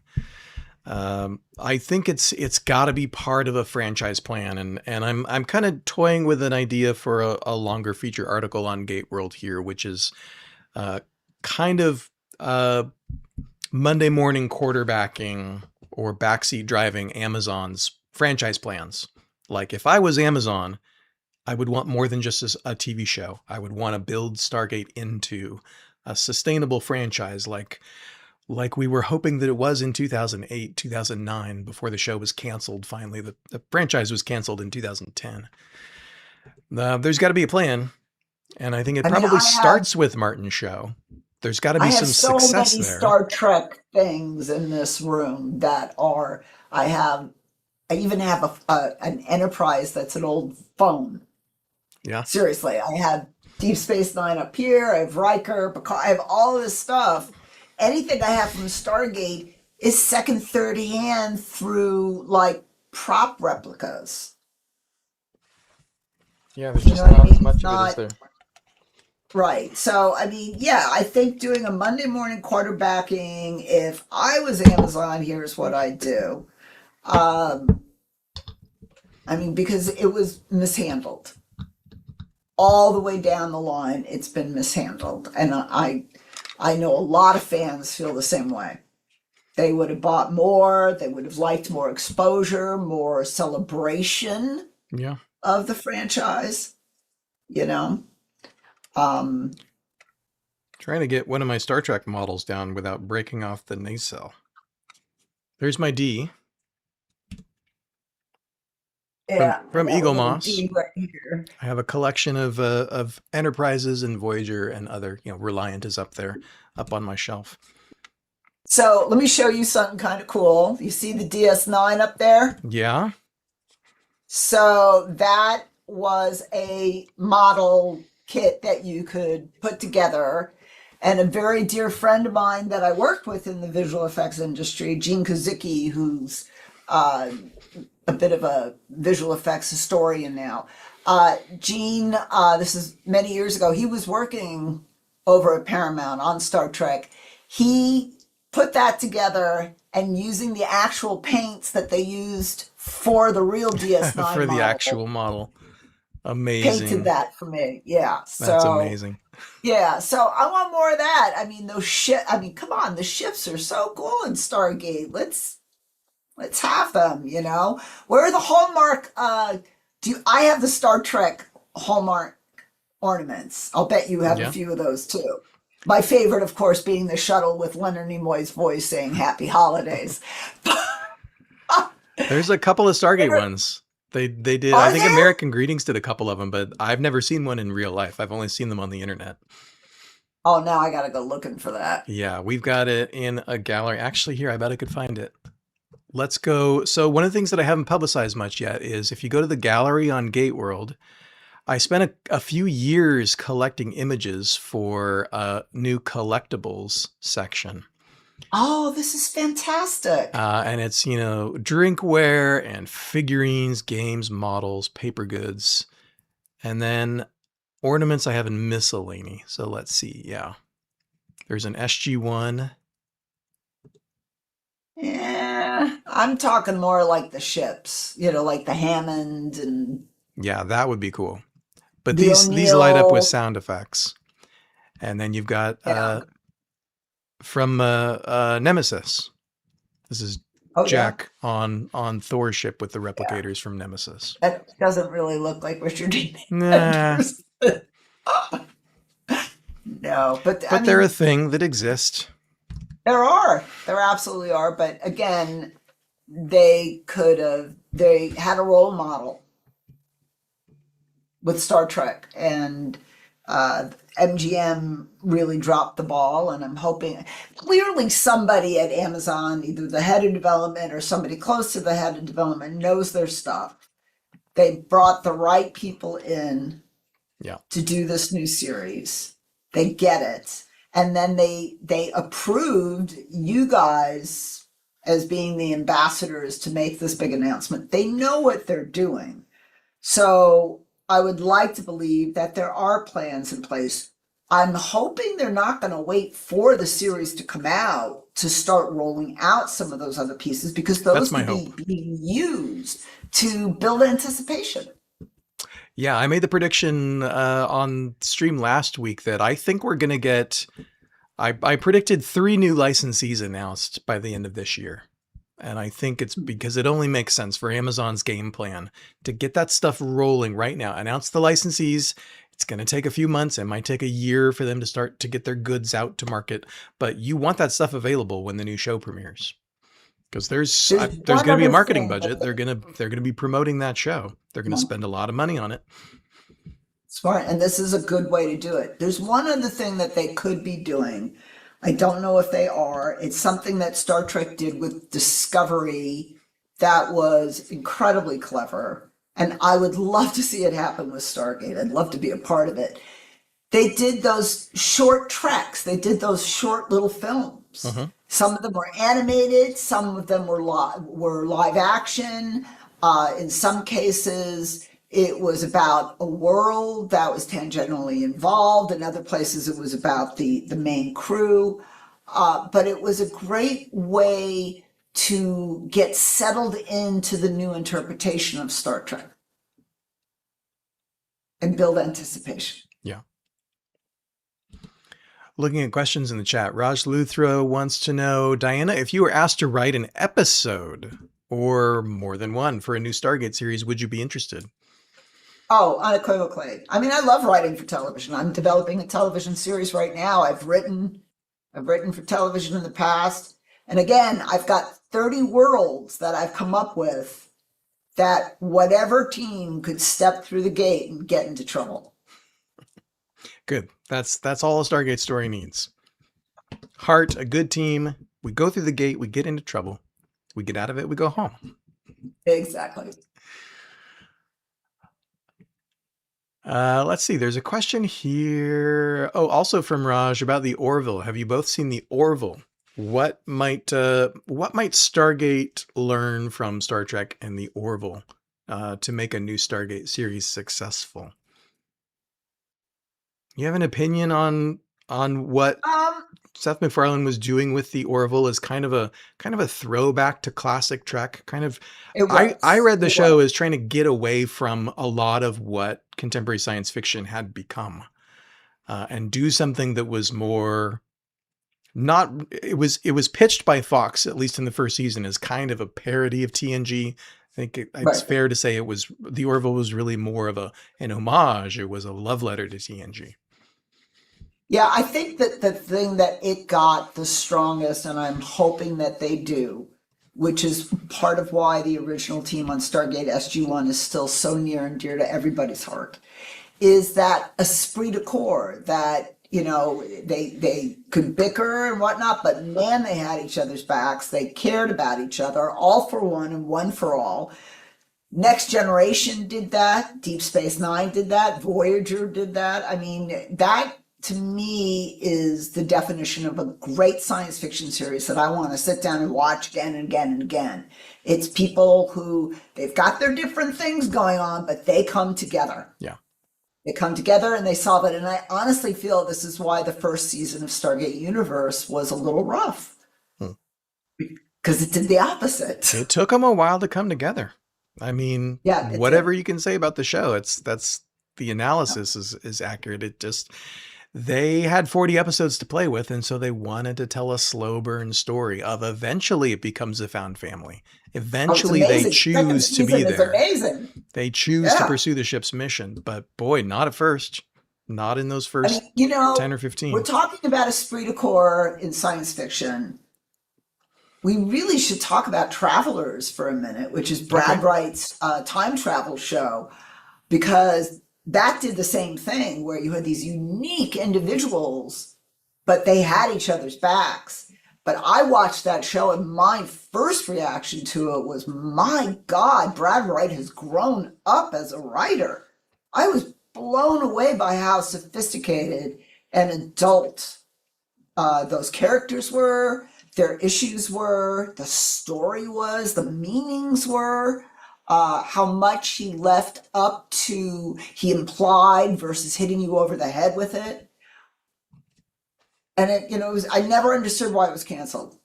Never understood why. And I'm sorry, because I think Brad Wright had a masterpiece with that. But it was the same thing as Orville. It was a group coming together.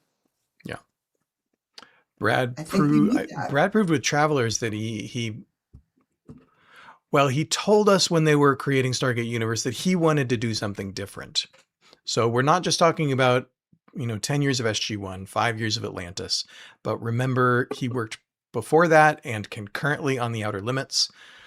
So he was working within a particular formula for television storytelling, for science fiction storytelling, and he wanted something different. He wanted to paint with a different brush.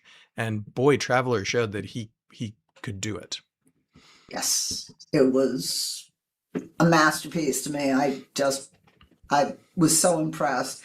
Brad Wright always handles time travel brilliantly well, and quite frankly, full disclosure, my science fiction web series Epilogue Yeah.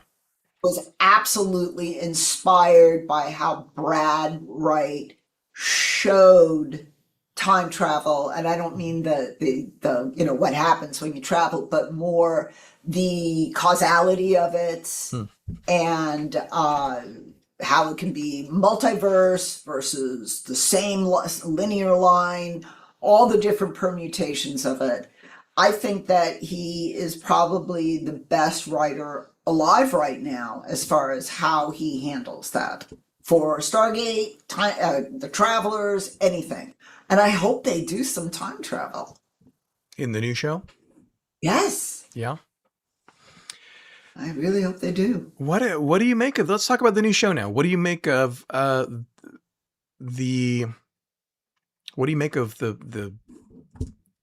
potential that we might get 10 episodes, that they're embracing more of a mini-series format, that it might be serialized with some stories along the way, but basically telling one big story? Right. Well, I mean, I got to be very frank. I was in production. Remember, I was in Hollywood. I was in the business. I've taught the business. It is both an art and an industry. And there are different approaches now to getting and keeping eyeballs for a television show. Going for the big spectacle is one way to go. And that's clearly what they're going to do. They're going to take 2 years to shoot this. That's huge. And you have a lot of shows that are doing things like that, even stuff that is not in the genre. You have The Gilded Age, for instance. It's like every 18 months to 2 years. Bridgerton also, it's the same thing. These are big, but they're not miniseries, because it's coming back another year. So this is the approach they're going to take with Stargate. Do I think it's the right approach? Going for the spectacle approach to get the new people in? I don't think so, no. I think that what HBO is embracing now, and we're seeing it with The Pit, which won a ton of awards, Right. and now the second season's out. HBO has also said they're going to do this now with pretty much all their series. They're going to go back to the once a year, 15 episodes. I know. I mean, I remember what I said at the very beginning about Stargate is my friend. Hmm. it's like books on your shelf. They're your friends. These are parts. It's a certain unusual part of modern life because it's almost a level of intimacy to how we consume story. And if I have to wait 2 years in between seasons, I'm gonna not after a while. I'm not gonna be able to maintain my excitement.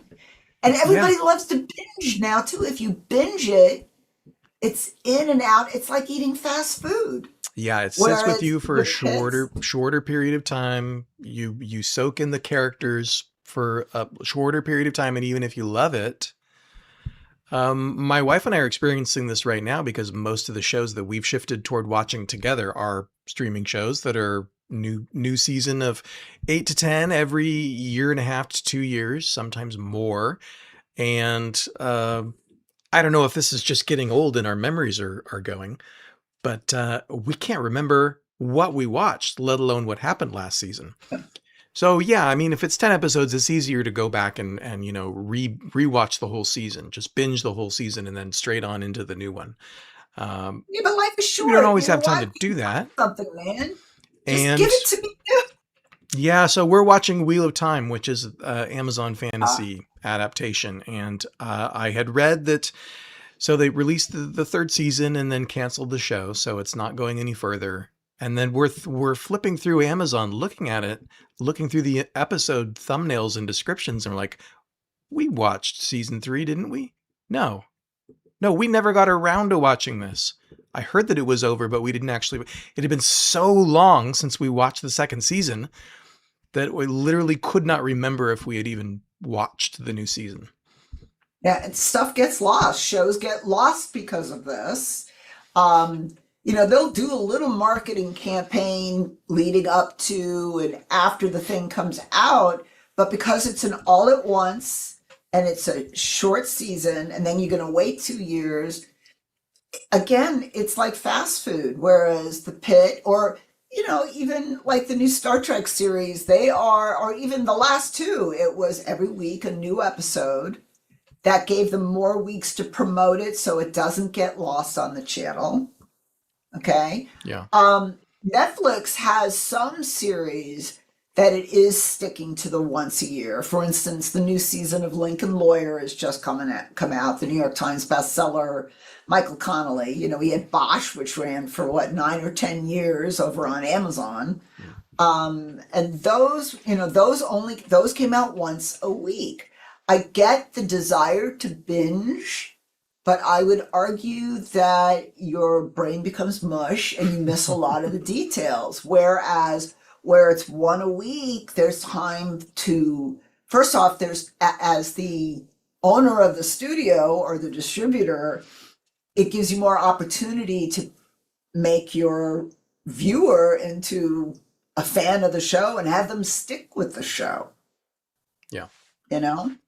But every 2 years, I don't know. And I mean, they're basically doing a very long film, is what they're going to do. And that Hmm. is a writer mindset. You bring in writers that have written films and they have the attitude, we can just cut it off here. We'll just cut it off at the 1 hour increments. As somebody who's written for television and teaches television writing, I Yeah. can tell you that is an enormous, that's not television. Yeah. Television, there is, if you have an A storyline, a B storyline, a C storyline. I mean, we could take an episode. It would be fun to take an episode of Stargate and break it down like Yeah. this. Your A line is self-contained. By the end of the episode, the team either saves the day or it's a terrible Need a full disaster. And resolution. right, Rene Auberjonois tries to walk through the gate and becomes a bug on the windshield. One of the best episodes ever. Anyway, but that A line is resolved by the end of the episode. Yeah. So my main course of my meal watching this episode is complete. And then you have the B storyline, which is character building. And that is a continuing serialized thing that goes on and on and on. And Stargate SG-1 did a really good job with Very that. good at it. Really good. And then your C plot was usually something fun and smaller and usually a little more playful. Sometimes it was episodic, sometimes it was serialized, but it was okay. It didn't matter which it was. That structure is what gets people to come back every week and sit down and turn on the TV and watch. So it must drive you That's how I, crazy as somebody who teaches screenwriting to have the Netflix binge model is now you need the episode ends with rising action, right? And yeah, a cliffhanger and a cutoff, and then an opportunity to skip the credits, which also I imagine must drive you crazy. The skip credits button. it does. These Because people work it's trying to really get to, hard. right. How long can I hold your eyeballs on this screen? And, and it's funny for me, like sometimes at night when I have a little bit of insomnia, I like to I'll watch something on my iPhone in bed. Halfway through, I'll like close my eyes and just listen. And I have to be very selective because it can't be something that ends on a cliffhanger. It has to be an older show that I can count on to resolve the A plot. Yeah. Yeah. So, I can't watch Stargate when I'm going to sleep. I'll never sleep because I'll just want to consume the whole thing again. I have a friend who does do that, but That's why we go back you to Star understand what I'm Trek saying. in my family when when everybody's together. We can watch the next episode of the serialized show that we're on. We can watch Percy Jackson. We're currently watching Farscape. Mhm. But when somebody's gone, we go back to Star Trek. It's usually TNG because I have the remote, and we know we can watch an old favorite, and it's something that we love, and it's going to be over in 45 minutes. Yep. It really is like watching it for us right now, for my husband and myself and our dog. We watch it every night after dinner. We watch 2 episodes, and it really is like watching a fairy tale. And Yeah. that's what television is supposed to be. There's a sociological term in television, the cool fire. The idea being that, thousands of years ago, we sat around the fire and the elders told us stories, fables, because they had morals at the end. They had, this is the moral of the story. They were teaching opportunities. And now we're all in our separate homes and we sit and we watch TV, and this is how we get our fables, and this is how we get the morals of the story and the themes and just ideas that inspire us. And we need that. I think humanity needs that. And I think Stargate fills that hole. I think Yeah. Star Trek fills that hole.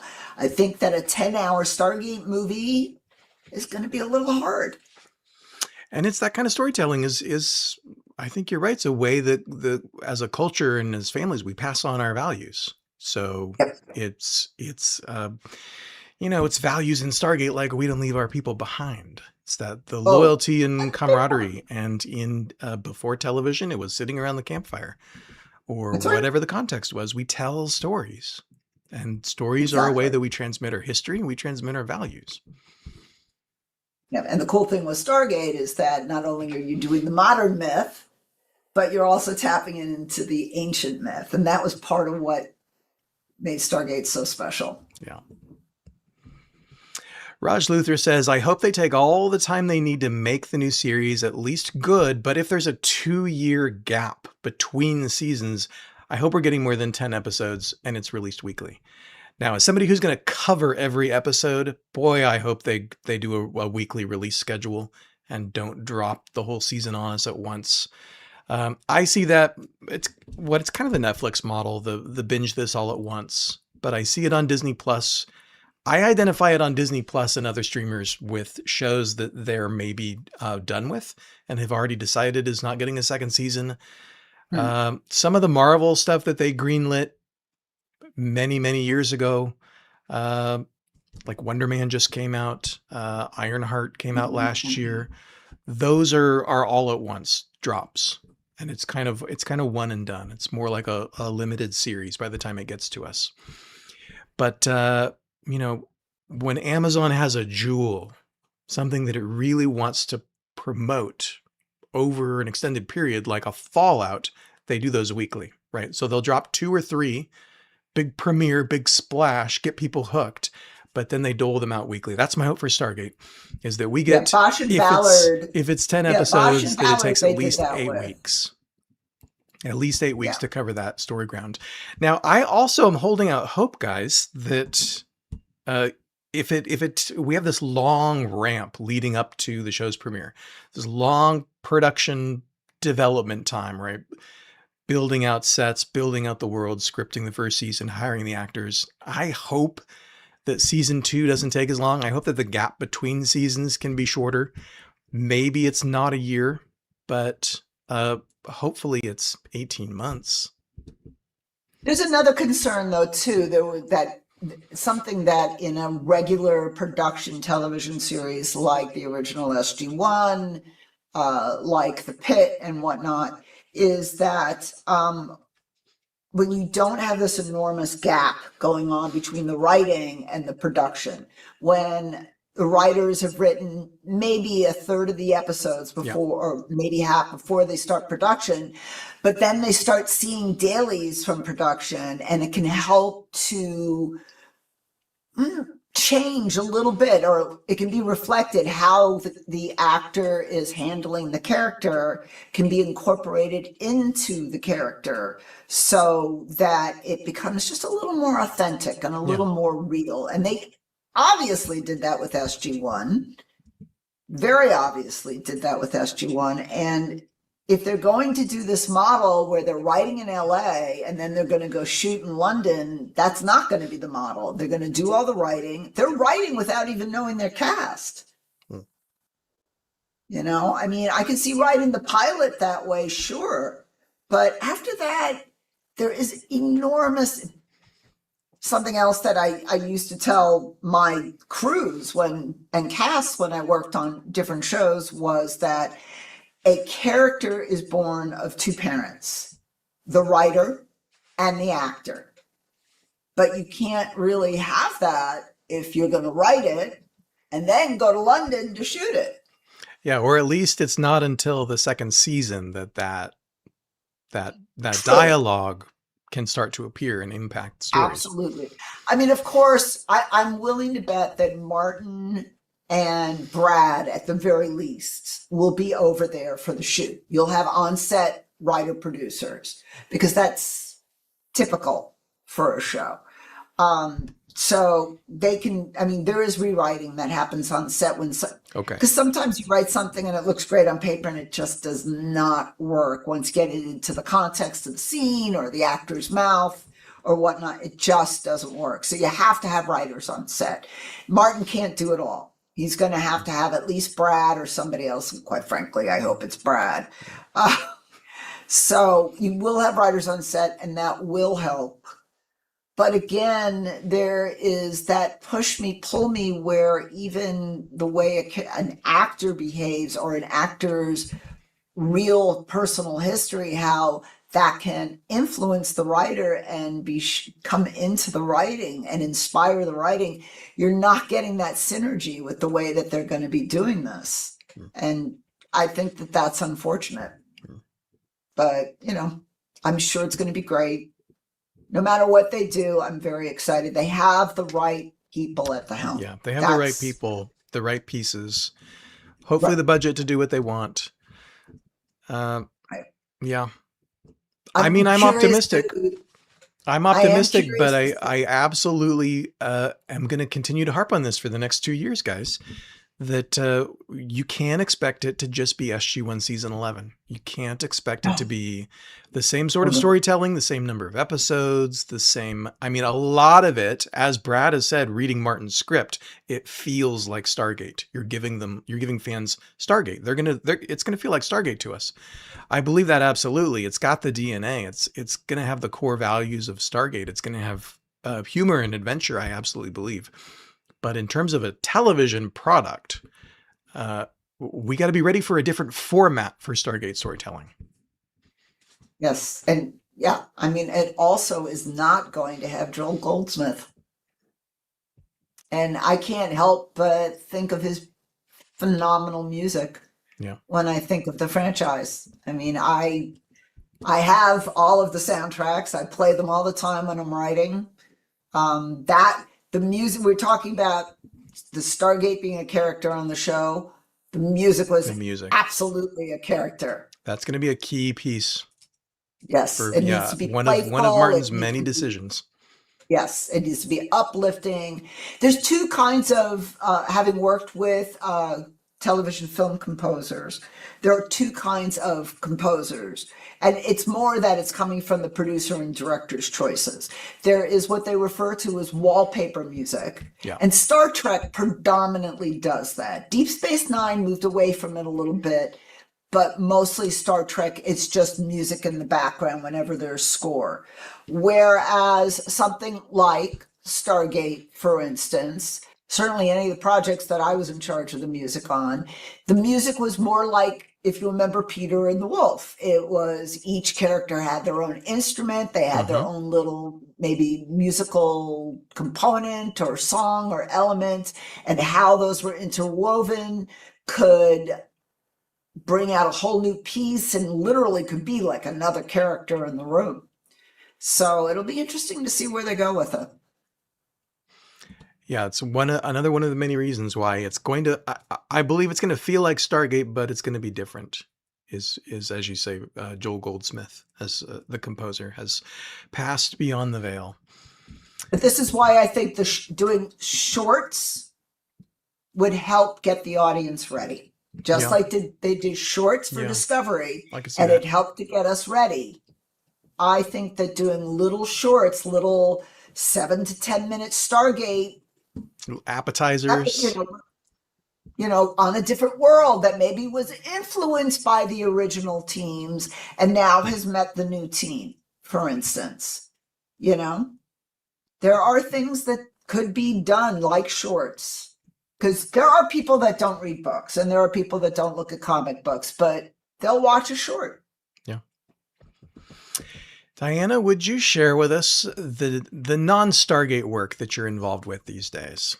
I want to show folks your website and make sure that everybody knows the resources that are available if they are interested in film and television writing, if they're interested in getting into this professionally and might be interested in a workshop. This is what you do these days. Yes, I do. I got a little tired of academia.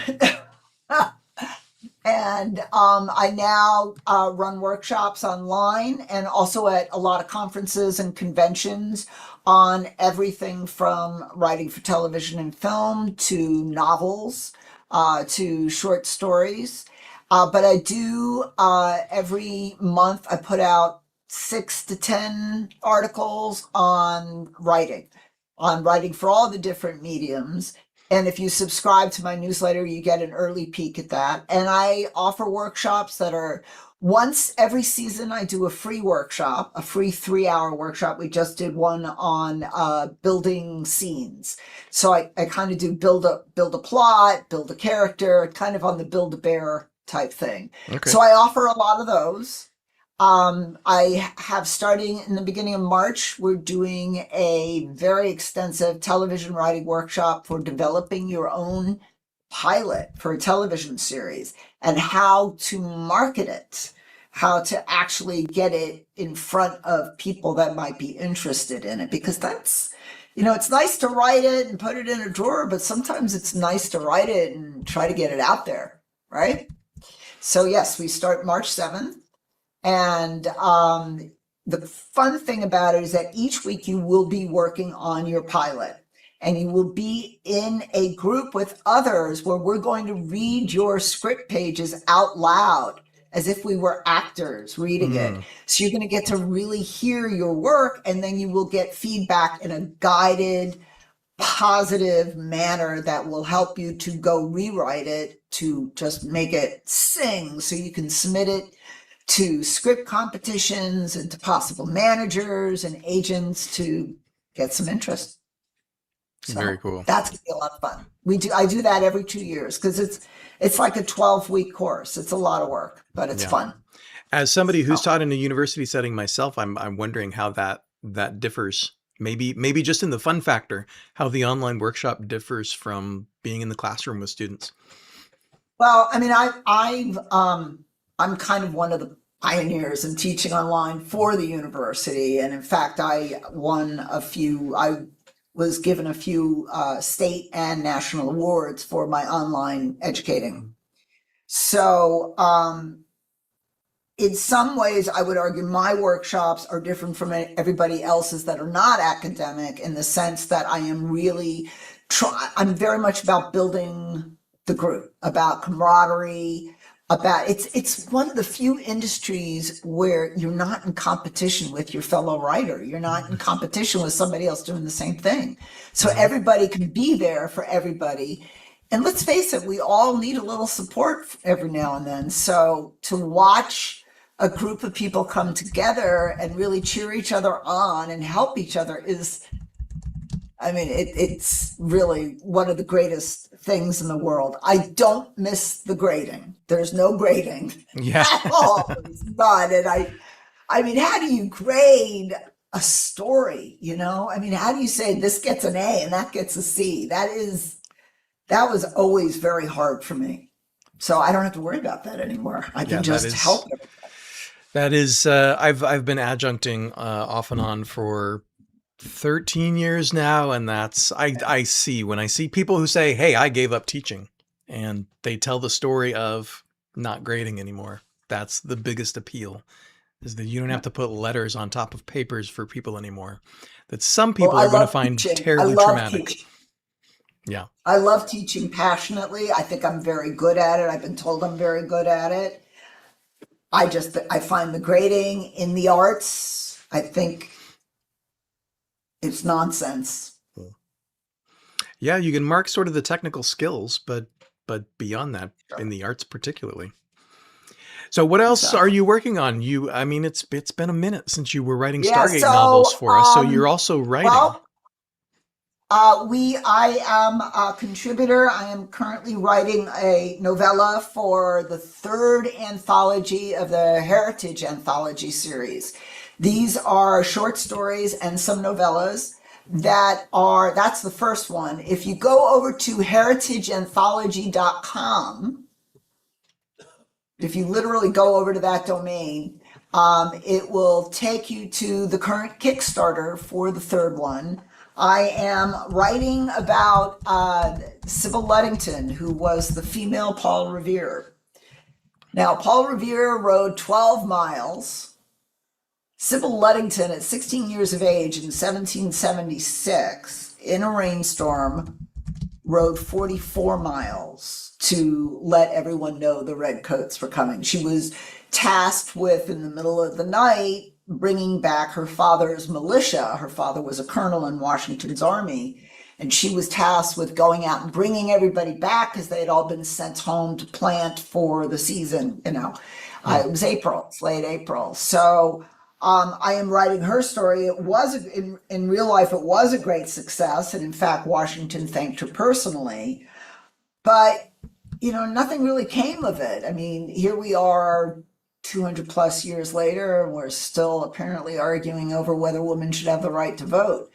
And this is about an alternate history in which Washington and Hamilton and James Madison are so impressed by her wherewithal and her bravery, and some other women that were in the Revolution as well, that it is codified in the Constitution and the Bill of Rights, and women are given the right to vote and be in Congress and be president all the way back then. So, and then what happens is it goes on with some surprises. But it's been very interesting to read about our founding fathers at this time, and to find out where the inspirations for the Constitution came from. A lot of it came from ancient Greek civilization. So rereading Plato's Republic is never a bad thing. So I'm doing that. We have a Kickstarter going on. There's other crazy stories involved in there. Mulan is another character that's being done. Bessie Coleman, the famous aviator, is in it. Last year I did the second volume. I had Mozart and Herschel's sisters got together and caused trouble. In the first year, I did the story of Boudica, as if she won against the Romans and drove them out Mm.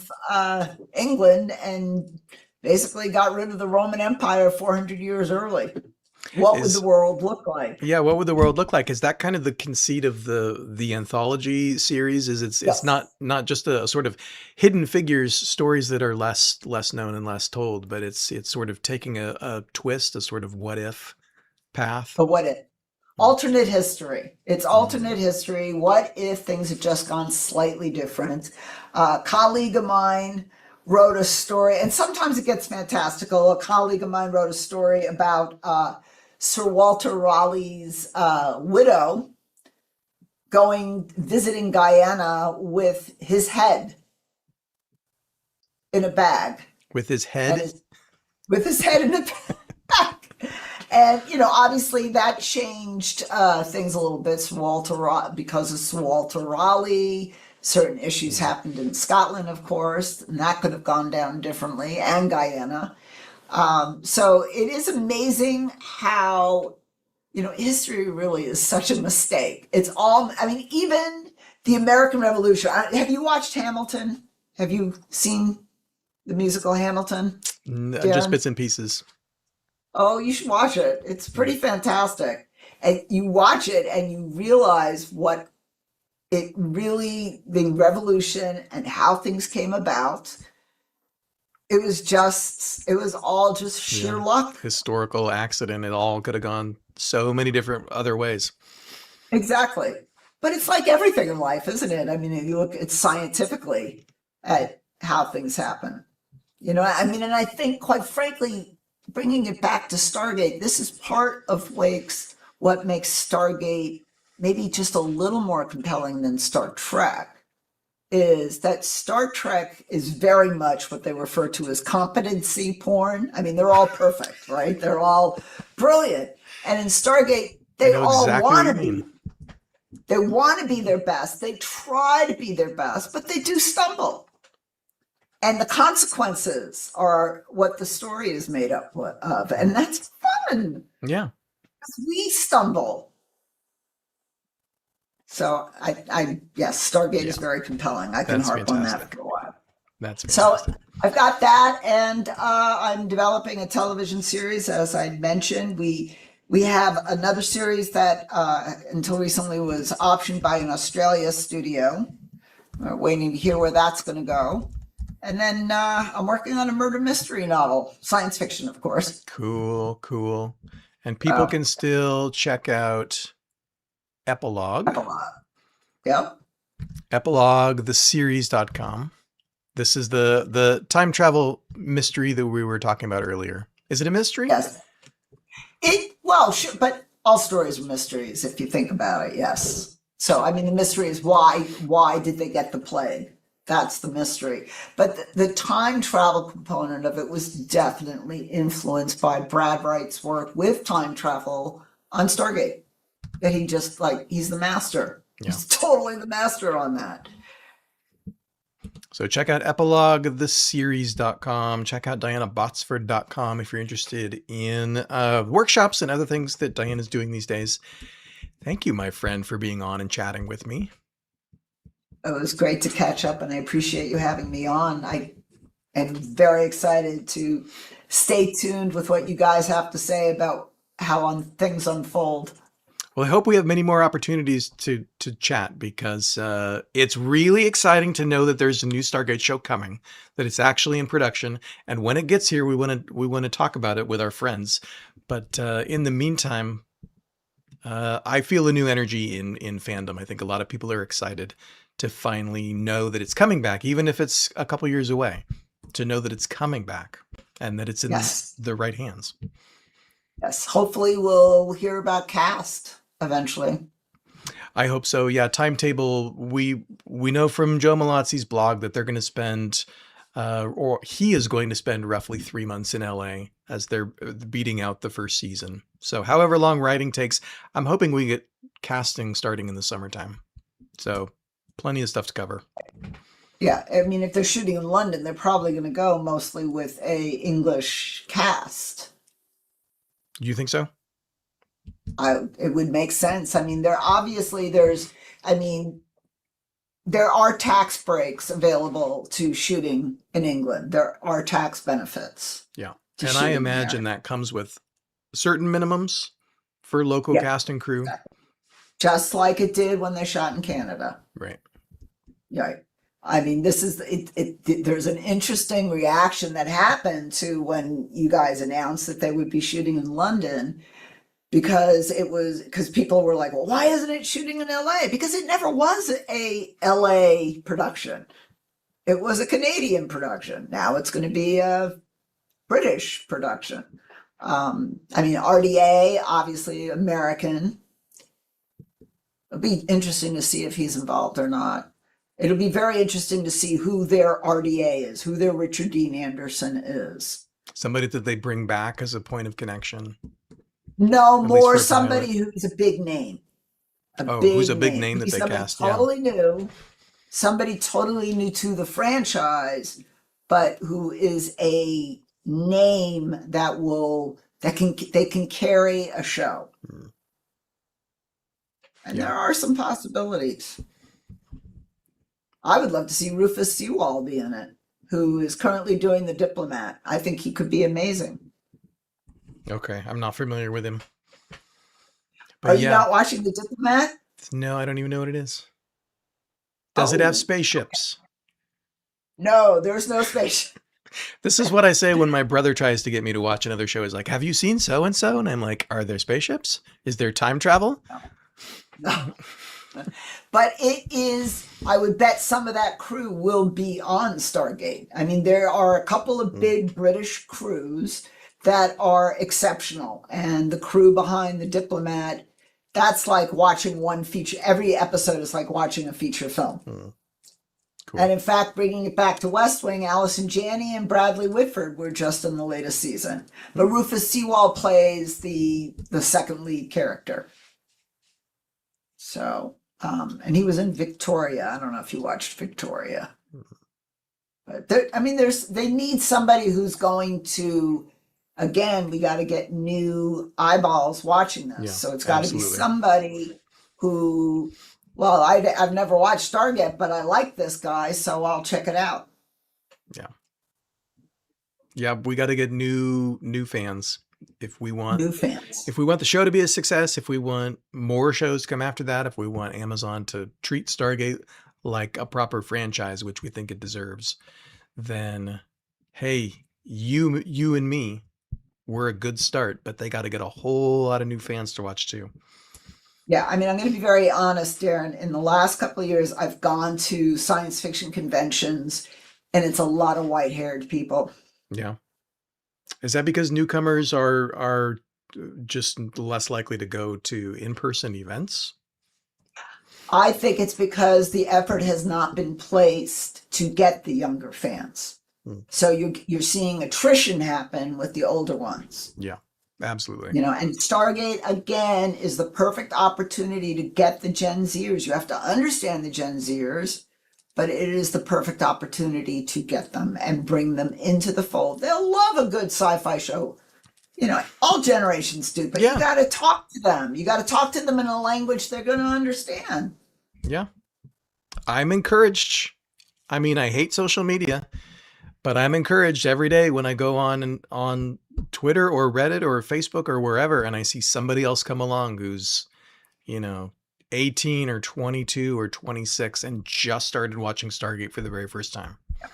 And they come and post all the things that we were talking about 25 years ago.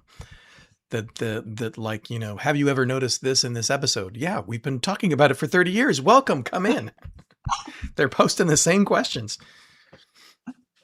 I think my only real big concern at this point is I am hopeful that in that writer's room there are some women. I am worried about that. Well, the previous shows were certainly criticized for being an old boys club. Deservedly so. I agree. I hope that there is good representation in the writers' room that Martin has assembled. That's before we know, before we know the cast, we hopefully will know some of the names of the writers of the show. We know from Joe's blog that there are 10 people in the room. 7 of them are writers. 2 of those 7 are Martin and Joe himself. So we've got 5 more names, 5 to 8 more names to learn of the people who are currently So putting that show together. is Brad not in the room? I don't think Brad's in LA. I think he's reading scripts, and I don't know if he's zooming in live. But as far as I know, he hasn't said anything about physically being present, and Joe hasn't mentioned his presence. So I think he's Okay. consulting at more of a distance. But yeah, it'd Okay. be cool if he ended up in London. Spend a month on the ground in London and get his fingerprints on it. Yes, I think we would all be happy if he did that. And I think Travelers, again, is a Yeah, demonstration that he can speak to younger generations. yeah. The show will be better You for know, it. I think the show, and obviously Martin with his work outside of Stargate has also demonstrated that. Yeah, So that helps. I would just like to see a little balance in the gender department. That's all. yeah. Crazy idea. Thank you, Diana, for being here. Thank you again. Thank you. I hope Thank people you. have enjoyed this conversation and your wealth of knowledge about science fiction history, about storytelling and screenwriting. So we'll look for an opportunity to have you back. Yes, I look forward to it. Have a good weekend. Big thanks also to everybody who's here live. Big thanks to our mods who are in the room. Raj Luthra, Jeff at Suns and Shadows, other mods who might be here with us. But ladies and germs, I have proper credits to roll so that I don't forget anybody's names. So stay tuned for the proper credits that I worked very hard on this week. Thank you also to our channel members. We've got weekly live streams coming up all through February, with one exception, which is in 2 weeks' time on February the 20th. Taking my wife out of town to celebrate our birthdays. Not going to be here on Friday. So you get one live stream week off, but we'll be back here next week. Let's see. Did I set this? Oh, I did set it up with the right image. February 13th, we're going to have Sarah from Sarah's Spare Corner on YouTube to talk about new Stargate and Stargate fandom. I'm off for the 20th, but then on the 27th, we'll have Tommy Valentine, formerly of The Companion, to talk about, well, he's a UKer. Let's talk about Stargate in London in particular. That'll be a good time. The times on these are changing around a bit as we flex to accommodate people's schedules. So again, we're going to be early next week. We're going to start at 10 a.m. Pacific time, 1 p.m. Eastern on February 13th. And then for Tommy at the end of the month, we'll be back to our regular time slot, which is 2 p.m. Pacific, 5 p.m. Eastern time. Okay, I think I got everything. I'm excited to roll credits. Thank you, Diana. We'll see you next time.